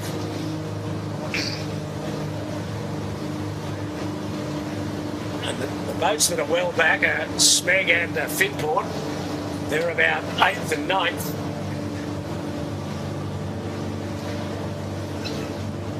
So Yandu here is not going to be far off the lead. Gets a couple of little left-handers who'll be very close to the lead. Although Shaw and Partners going to make things difficult for him coming up on starboard. Shaw and Partners has tacked under Noakes. No, he couldn't cross. Couldn't cross, so at the moment it's Noakes, Yandu and Andu and Rag and Famish. And I think Yandu might be leading, Pete. I think he could be. He's got pressure and a bit of left lift. Yeah, he's crossed the harbour in a good place. Yeah, going to the lane to the point at Nielsen. Old favourite. Yep, and the mark right off Steel Point, about 100 metres to the west of Steel Point. Breeze, 8 knots, maybe 9 at best.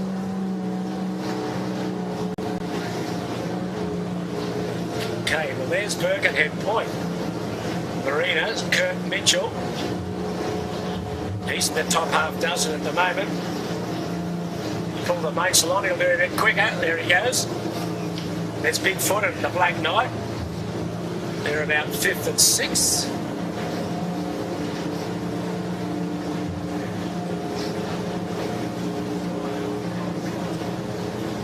And now, just looking at off screen, Andu's starting to get a bit of a wriggle on.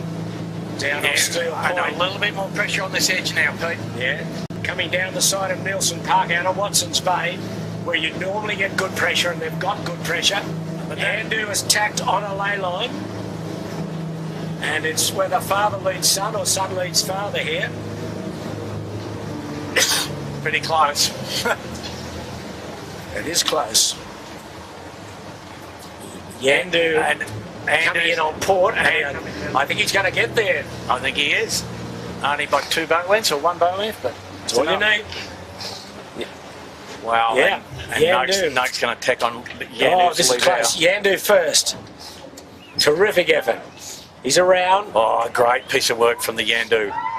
Okay, Yandu leads, Big Pete second, Andu third. Then Ragged Famish, Shaw and Partners. Oh, they're around. Ragged Famish is around. Shaw and Partners. Next will be 5, the Birkenhead Point. 6. Bigfoot and Black Knight 7th, 8th. Noak's Youth 9th. Lazarus 10th. Royal Oak 11th. Okay, Bigfoot's around. Now Noak's Youth and the Royal Oak 4-Pine in the overlay mode.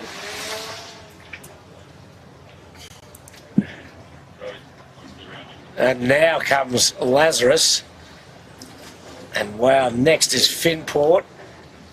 And then behind them, Marine Outlet, if he can get his tack done. Then Balmain Slake and then Smeg. Wow. Smeg counting from the back. Yeah, that was not his greatest upwind leg. Balmain Slake's around. So, a lot to do from a couple of the fancy competitors in Finport and Smeg. Oh, the C-Tech's around, Fisher Paykel's round, and Lazarus developments at the top of the screen there. They've almost capsized. Oh, still almost capsized. Okay. Japan's around in a blaze of glory, and away they go, straight to the bottom. Nice windward skate, and they're in. Young Henry's is trying to get round. Kamikaze action. Absolutely. Nippon, by the Nippon Sun team. Yeah. Still around is the whole Hoffel House is still to come. Lazarus Youth and Noakes Blue. Noakes Blue. But the race is on downwind, back to the starting area near Clark Island. And at the weather mark, it was Yandu leading. All going out on starboard, majority of the fleet into Taylor Bay, but the leader has jibed now. Big Pete right up his exhaust pipe. And the boat that's jibed early has been Shaw and Partners, Dave O'Connor. And he looks pretty good, Pete. He does. He's got pressure to get him down. But a solid VMG run.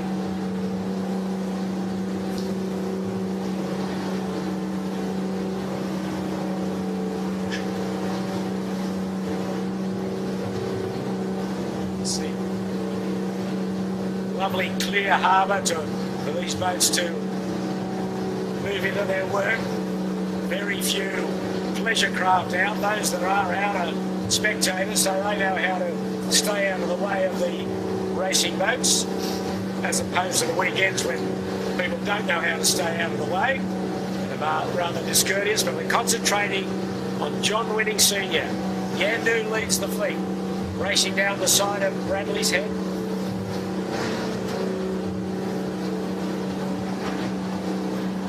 Shaw and Partners second, we think. Big Pete Noakes third, and Andu back to fourth. No warranty on any part of that statement. No, it's still snakes and ladders out here. So Pete, this has actually turned into nearly a nor'easter, hasn't it? Yes, that'll be a good beat again, I think. Off camera, Shaw and Partners jibed early. He's gained significantly. I think he has gained, but he's still behind Yandu, I believe. There's Yandu. I think that might be right. But he's made up quite a bit. Just that little nick you can see in the spinnaker. Sailmaker extraordinaire Andrew Buckland tells me nothing to worry about. Might even help, Pete. little hole there. Oh, okay. Little Venturi effect. Localised reattached flow or some other, you know. I'll leave you to explain that. But God. All good. so there's the infamous Bradley's Head channel marker. Pete, the way that they are signing the Yandu, it looks like they're on the ley line. Or very close to it. Well, they're really smacking. I think they're high on it at the moment. Yeah, they're full. They're full wick. They're full low hooks, I can tell Yeah. you. So the breeze is now. It's looking back upwind at 9 or 10 knots. And A little bit more, Pete, on the where it's strongest. okay, here goes Shore and Partners. They will be behind. Going to jive back into the pressure coming on Yandu, Bradley's. You'll see Big Pete come into play. There he is. Big Pete's across them, so Big Pete will still be second. Yeah.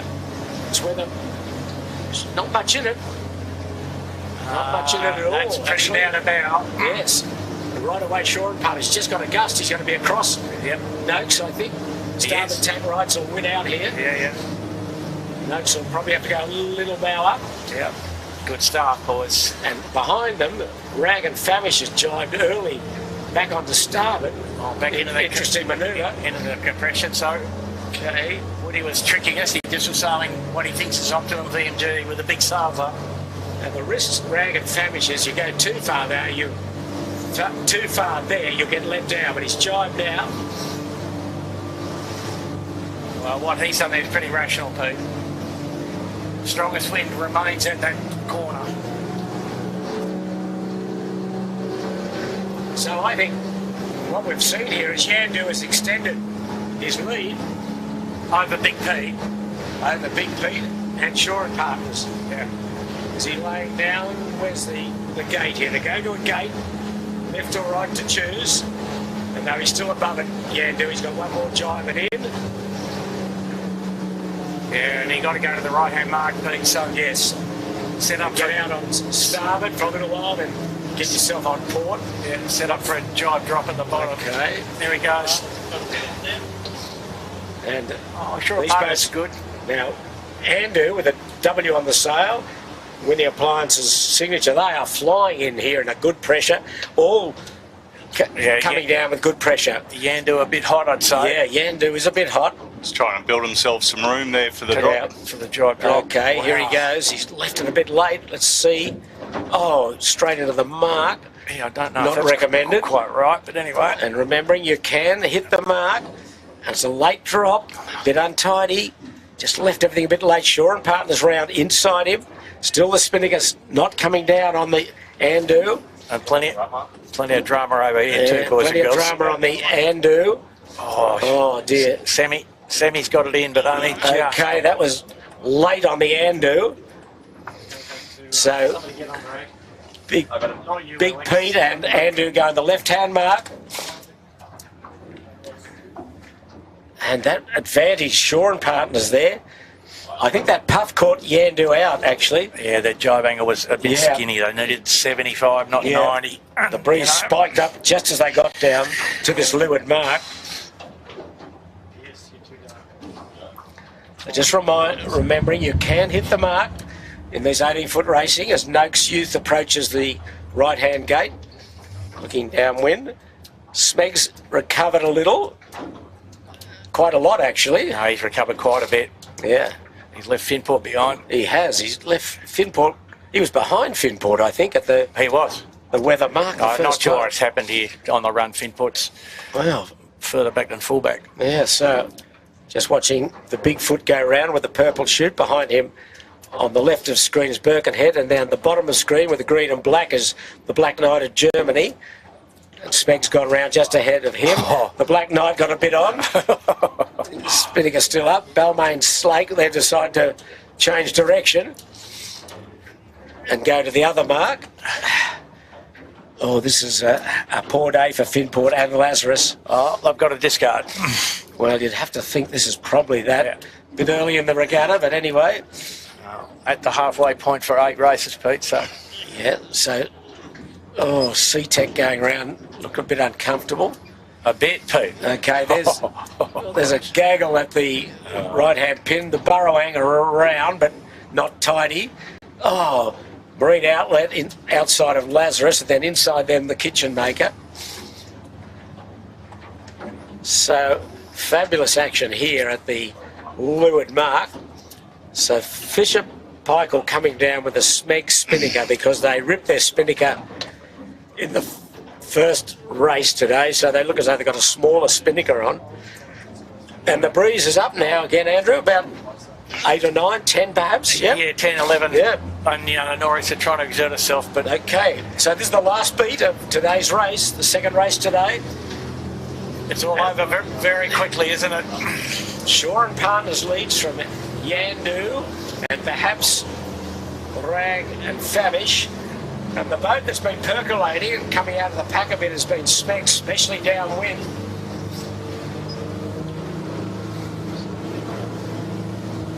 Yeah, but I don't think he's got enough runway to get into the top 6. Oh, perhaps 6. So the Bigfoot's up and marching, Pete. The Bigfoot's doing a great job. Yep. They're about 6th or 7th. And Andrew's starting to look as though they're getting a wriggle on. So it's a race between Shaw and Partners, Yandu, Andu, Rag and Famish, and Noakes Big Pete. Noakes Big Pete going right into Bradley's. There's the Rag going back to make contact with Andu. They're across Andu, going right into Bradley's. And there's Yandu just tacking. Shaw and Partners tacking right on his gas, but we're back with Andu and Rag and Famish. There's matches within matches here. Within clean air is Noakes Big Pete. He's got no one to fight with at the moment, and he's going to be very close to the lead. Coming off Bradley's on port, but I think Shaw and Partners is still in front. Shaw and Partners still in front too. Pretty close, though, isn't it? And there's Andu just going behind Yandu. So Big Pete will be across Yandu. Yeah, so he's second. Big Pete's second. Shaw and Partners first. Rag and Famish and Yandu 3 and 4, and Andu back to 5th. Who would have thunk? I thought they would run away with this, Jimmy. What do you think? Yeah, what I'm watching is Noakes. I reckon they're marching on like they've only just ducked Shaw and Partners. Yeah. No, they are fast. Well, if you remember the first beat, they got dead and buried at the start. By the weather mark, they were 2nd or 3rd. So he's got good speed today, Shaw. And Reese and Ed Powers, the birthday boy. And nice breeze here. We're at 11 knots here, Andrew. Yep. A little more on the left edge. 11 and a half. I'll give you 11 and a half. I'll give you more than that. Well, that's all right. It's within the range. Plus or minus 40%. It's easy.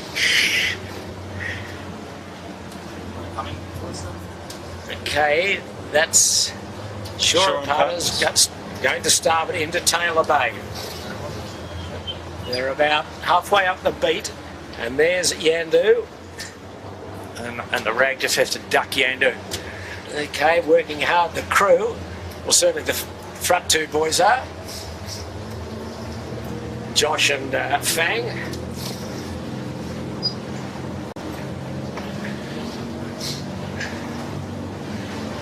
Okay, there's Andrew. Let's have a look at his setup here, Andrew. Looks pretty good to me. You'd concur? Sure. What are you going to tell from this angle? Well, I'm telling you a lot. Nothing. Looks quick. Look, Nothing. they're past Rag and Famish. It's going through the water really well. Yeah. Good on you. Interesting here. Less pressure on the left. So do you dig out in the middle? Sure. Shaw and Partners doing something in the bug there for a second. I'm not sure. That's the cardinal mark off Bradley's, and now Yandu's just a little bit slow here coming up to this mark. He's trying to squeeze. Is he trying to squeeze around it? No. No, he's below it, isn't he? Yeah, he's below it. As Shaw and Partners goes out to midstream.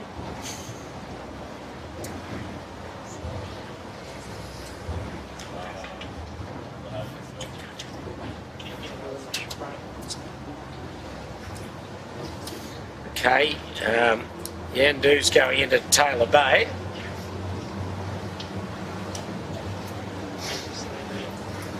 They're looking out in the middle, Pete. Shaw crosses Andu by, what, 5 boat lengths? Yep. About. And he's back in the close lead, with isn't he? Noakes, though. Noakes, yeah, he's across Noakes. Yeah. So the order kind of Shaw, Noakes, very close. Andu, Rag, and Rag's gone right across. Wow. Yeah, this is no gimme this race, that's for sure. No one's bolted. No. And the breeze softening over the whole track once we got past the compression at Bradley's. Looking upwind now, below 10 again, or about 10. Just over halfway to the final windward mark. Expecting to see Shawnee clamp something on these guys here. Yeah, I think. Probably can't see him under the boom. The boom's that low. Oh, it's fantastic, isn't it? I've got a beautiful boat in a straight line. I can't tack it though. Fantastic. There he goes. Here's his opportunity though to lose cover. He's into a little puff. Gee, it's a nice clear runway up the harbour, isn't it? And Shawnee be well advised to get on the same board. Yes, you wouldn't let them want to wriggle out from under you here. And he's got enough speed, I think, to maintain the lead if he can ground the mark first. And their execution's been quite good. Okay, well there's the Andu and the Yandu. And the Rag coming off the other shore, not in great shape, but still in touch. So right in the distance, Shaw and Partners tacked on to starboard. He looks as though he's across Andu, Yandu and Rag. Easily. And where is he with Noakes? Well, okay, Yandu has taken the stern of the Rag, so he must want to get out to the right. Wow. Yandu. Wow, look at this. This is very close. This is really perhaps the battle for second, was assuming that Big Pete is across, but maybe he's not across Shaw and Partners. Yeah, he's very close. He's across Shaw and Partners, I think, Pete. But I he's don't know. now in the lighter air. He's bowed down a little. The puff that he tacked in's Okay, and do a boat length. Gee, roll the dice here. Shaw and Partners looks good. On starboard. I'm not the tactician, Pete. Where is he? Where's Shaw and Partners? See him in a moment? Oh. What do you mean, no? No, yes, no, yes, no, yes, no. No, I'm on Shaw and Partners on starboard. Here? Yeah. You might well be there right. There you go, look at that. I've won another one. Easy work. You better save them up, Pete, because you need plenty. But there's more breeze at the left here where Rag and Famish is off screen. Exactly. So we did talk about that, didn't we, a bit? Probably need to come to the ley line because that doesn't persist as you go to the right. No. So if you came out here and rolled the dice a bit and went on to the port tack ley line, the moment you'd be looking pretty strong, but here's Rag and Famish. He's been good this race. Yep. He needed this race. He really needs to get into the minor placings here, first, second or third. And Shaw Partners had paid him some respect. Yeah, well, in the earlier race today, the Rag was 7th to go with his 2/8. So it's all or nothing for him. Shaw and Partners, he looks good too now. Yeah, their whole setup's a little bit deep, but it's come into its own. Dave O'Connor, Trent Barnabas and Tom Quigley. And look, Not bad for a crew that's just been thrown together. A couple of old hardheads there, and Trent and Dave. That's right. Along with Tom there. But it's the Big Pete. As we look at Shaw and Partners, Big Pete leads just. And the consensus is he have to get to the headland at Nielsen now, Pete. Will he go all the way? I think he's a bit too far to the right. Perhaps, but here's Andu. He's across. Big Pete is extended here on Shaw and Partners, I think. And Shaw and Partners very close to Andu.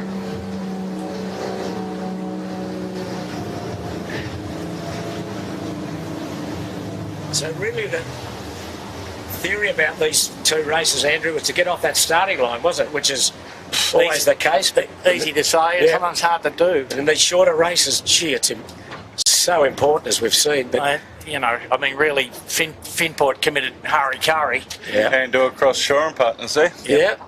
So, but not a great tack on the Andu. So, off camera to the left, Noakes, Big Pete going to the ley line, the starboard tack ley line, hoping to get some good acceleration round Steel Point. Well, it's his to lose now, isn't it? There he is, coming in on starboard. It's going to be tight. I think Big Pete will be across, but boy, this run's going to be a lot to pay out on. I think Andrew will have his hands full with Shaw and Partners, though, Pete. Now, nice little lead to Big Pete. Okay, Good breeze rolling down Nielsen Park Shore here. That'll turn into 20 seconds. If That's the top four. He's there away. Not out of it is Yandu. Okay, just throwing sheet at her now on Big Pete. Oh, it's a Jib off. two boat length overlay. Wow. Yeah. That's. And short partner's got in front of Andu if they're not careful. Oh, gee, the bad old tack on the Yandu. Yep. Quite wobbly. Okay, Big Pete's round. Not the best bear away either. Run to the finish here. Shaw and Partners just jamming around the outside of Andu. He's around. Andu just got a bit of the wobbles up in that tack and very narrow lay line on the rag and famish. As usual. Just squeezing out Yandu. There he goes. Kissing the mark, which you're allowed to do. Good tack on the Yandu. Okay, they're off. And a big wine glass on that Shaw and Partners. Oh, that's costly. Okay, Yandu's round in a good gust. Work hard, boys. Shaw and Partners still got that wine glass in. That is costly.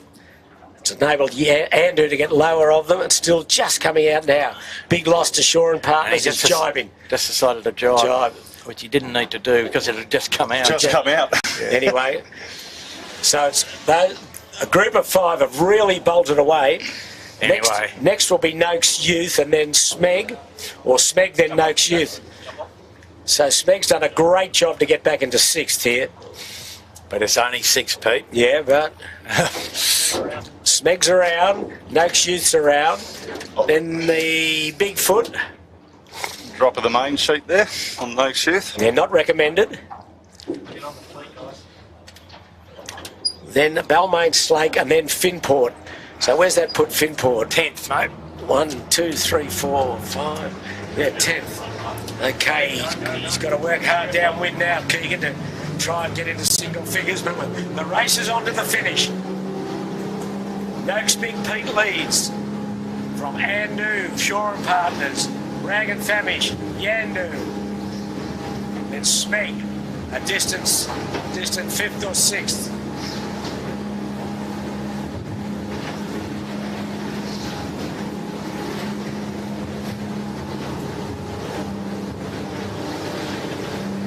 So you go as far as you could on starboard, you think, Andrew, wouldn't you? And yep, jibe down off Bradley's head. Absolutely, and Shaw and Partners, because they sort of had to jibe, or they thought they sort of had to jibe, they just roll the dice. They're out on the other side of the course. Yeah, they're down there, Shark Island. There's Smeg. Smeg will be 6th. That's the lead. It's quite a significant lead to Sean Langman. He's going right into Bradley's. Not far off a jibe. He's nearly at the cardinal mark. I'm calling it, Andrew. You ready? Stand by. 3, 2, 1.5. Yeah. Jibe. There you go. Look at that. Spot on.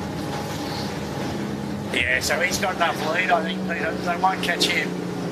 So now it's a race for second here. Shaw on the other shore looks good. Can we get that in the shot, possibly?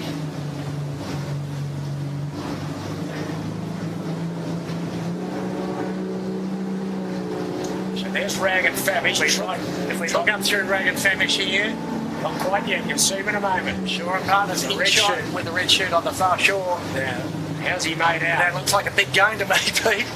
Amazing. Maybe not that big. He jibed somewhat by default to try and get the wine glass out. Yeah. Just as he jibed, the wine glass came out. So I don't think it's much of a gain. Yeah, it looks all right. Yeah, it'll be okay. But so that's Yandu's 5th, Rag 4th, Andu 3rd, and Shaw and Partners barreling in. Shaw and Partners going to cross Andu? Yes, he will. So he's a solid, well, not a solid, but second. Big Pete still leads there at the fairway buoy at Bradley's head. 2/3 the way down the final run. There's a great shot. Reese, Ed and Sean just having a look around at the drone. Say hello, Sean, to us. Pretty comfortable. So off off camera. Rag and Famish has jibed early like he did last time to go into Bradley's.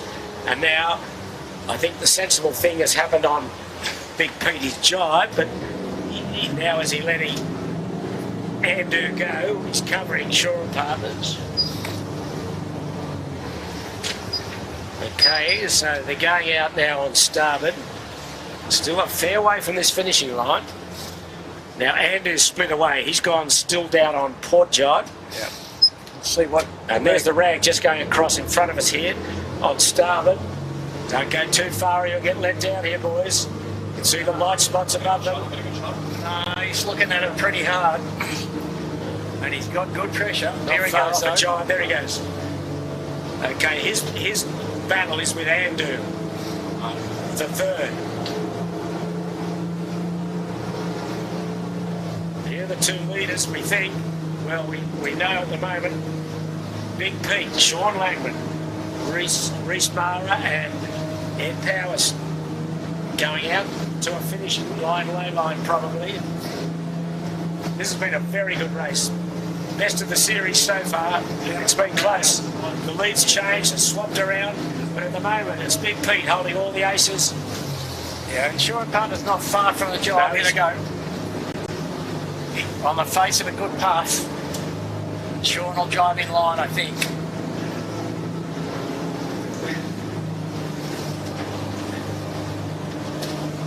There he goes. Yep, easy work. Wow, Sean Partners are made up. Yes, he's bowling down here. Not over yet. Not over yet. They're not laying the finishing line. Well, the fat lady's warming up, Pete. Well, they might be just laying the committee boat. They're just close to it. Yeah. So it looks as though Andu will be third. Hold your nerve, Sean. Hold your nerve. No, he's happy to go to the boat. Yeah, they're still smoking down in good pressure. Great job, both these boats. Terrific race. Swapping the lead, and Noakes Big Pete, not the greatest of starts, but he's got the greatest of finishes. Yeah. He's just That's for sure. Going to get there by a couple of boat lengths. Good showing. Well, Shaw and Partners is second. That is a good effort too. Okay, Big Pete wins. Shaw and Partners second. Andu third. Barreling in on starboard. Now fourth. We think we're going to have the Rag fourth and then Yandu fifth. Are we? Yes. Rag will get fourth. His birth. There's Rag just getting ahead of Yandu. So Rag's across in fourth. Yandu fifth. Smeg's looking like they're sixth. Smeg will be sixth, yeah. Seventh will be... That's Bigfoot. Bigfoot? The Bigfoot. Wow, that's a terrific performance by Dave Hayter, Ben Roxburgh and Elliot Marr. Eighth will be Balmain and ninth... Well, will be Noakes Youth perhaps. And perhaps Finport 10th. Yeah. Smeg's over there. Okay, here comes Smeg leading in Bigfoot. Smeg 6, Bigfoot 7. And the breeze just nice, 8-10 knots in the puffs perhaps. Oh, okay, Bigfoot is across. Nice job. 7th position. Balmain Slake will be 8th. This will be close between Balmain Sloke and Noakes Youth here. Yeah, Noakes barreling in on starboard. I think Balmain will get there. Yep, they just got a puff. Balmain Slate's going to jibe, which is not really the right answer. I don't Noakes think, Youth will anyway. miss out. He'll be 9th. 10th will be the Germans in Black Knight, and 11th, Finport. Finport with a discard. Okay, Black Knight, Finport 11, and here comes Lazarus too. They've fallen from grace today. Yeah, that's a bad result for them. Didn't see them all that second race, really, did we? Lazarus across in 12th. 13th will be Birkenhead.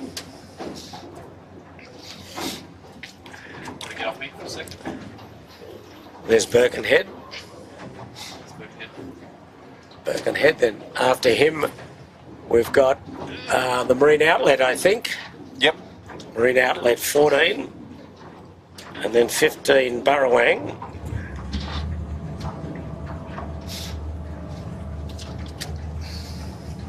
And then the Kitchen Maker. Okay, there's Marine Outlet across in 14th. Birkenhead just pipping them in 13th.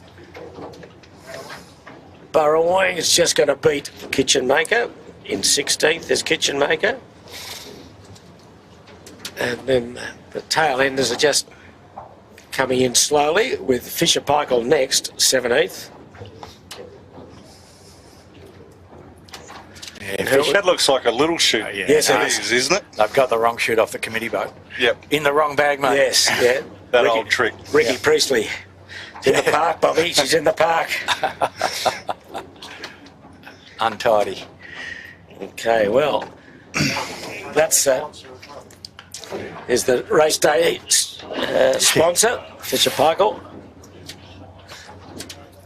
And then here we got Barrel in next. There's Fisher Paykel across. Noakes Blue, and He'll be then 18th. C-Tech. Noakes Blue will be 18th. 19th will be C-Tech. And then two more to finish after that, which is Holger House and is our Japanese friends, Jimmy, right in the distance? I thought they had a grey spinnaker. Oh, okay. Well, they had to capsize at the start, didn't they? Or was that the first race? I can't remember now.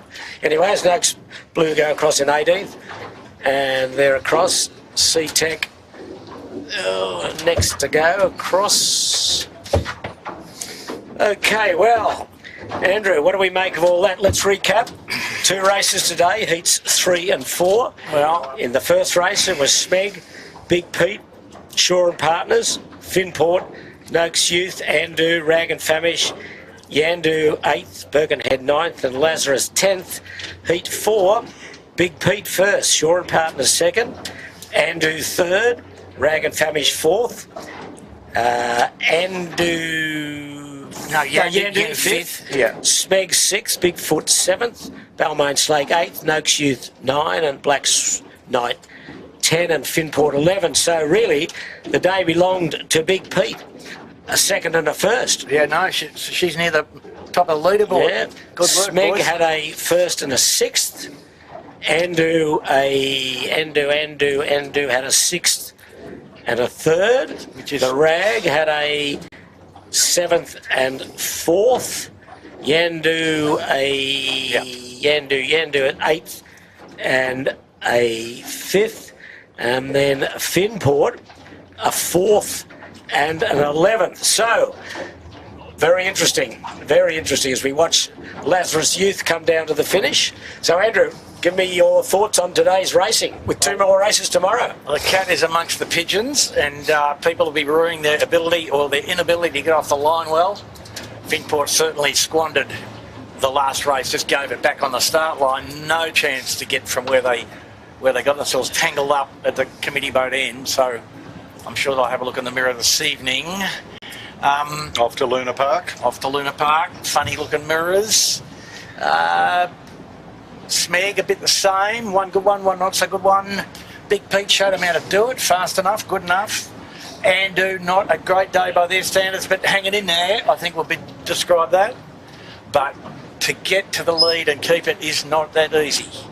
That's the summary. The contest is hot in the front five, isn't it? Okay, well, let's have a look at the weather for tomorrow's two races. And looking at the Bureau of Meteorology. Yeah, just go to their close waters forecast. It's pretty good. Yeah, that's what I'm doing, Andrew. That's what I'm doing. Slowly, I notice. Well, Sydney in closed waters. Wednesday, the 8th of March. West to northwesterly below 10 knots, becoming east to northeasterly in the afternoon, and then south to southwesterly in the evening. So a bit similar today, only with a little trough late in the day. So the timing of the trough, but structurally a bit similar to what we just saw today. Westerly replaced by some form of sea breeze. Okay, well, as we wrap up here, it's 4:30 Sydney time and The breeze is probably the freshest it's been now. It's probably 11 or 12 knots, but today's 2 races have been done and dusted. It's really, as Andrew said, put the point score all upside down, and a few favourites got nobbled in a couple of the races, but all out tomorrow for 2 more races. So, Andrew, as we say good afternoon, what's the answer to the trivia? The trivia question, you're playing golf with... Fathers of 2 sailors, who were they? Who won, and how many air swings did I have? Mo and Kerry winning. Mo Anderson and Kerry winning. They're fathers, are they? Oh, well, whatever. They're better Gee, halves. you are struggling. They're better halves. The fathers of 2 sailors. I heard, sorry, Mark and John. Mark Anderson and John winning, is that what you're saying? Yeah. Okay, who won? I heard that you won and you didn't have any air swings. Well, again, it's a poor performance. I did play with Woody. Yeah, right. And Josh's father. Oh, Joe. Josh is dead. Joe. Goreski. Good bloke. Lovely bloke. How did he go? I beat him. So he's hopeless. I only had 1 air swing and I won. So there you go, Andrew. Oh, not too bad. So I'm pumping my own golf tyres up. You are. When I can't play. So anyway, more trivia tomorrow. But look, anyway, we meander away from sailing. We hope you've enjoyed it. I know we've enjoyed the coverage coming to you from our boys behind the scenes, Chits and Dylan and Piers. Sam, Alex. Sam and Alex. Great job as usual. I know everyone around the world's enjoyed it. We'll be back tomorrow. Same time, same place. So I hope you can join us. So on behalf of everyone, Peter Shipway signing off from Sydney Harbour, and look forward to your coverage tomorrow.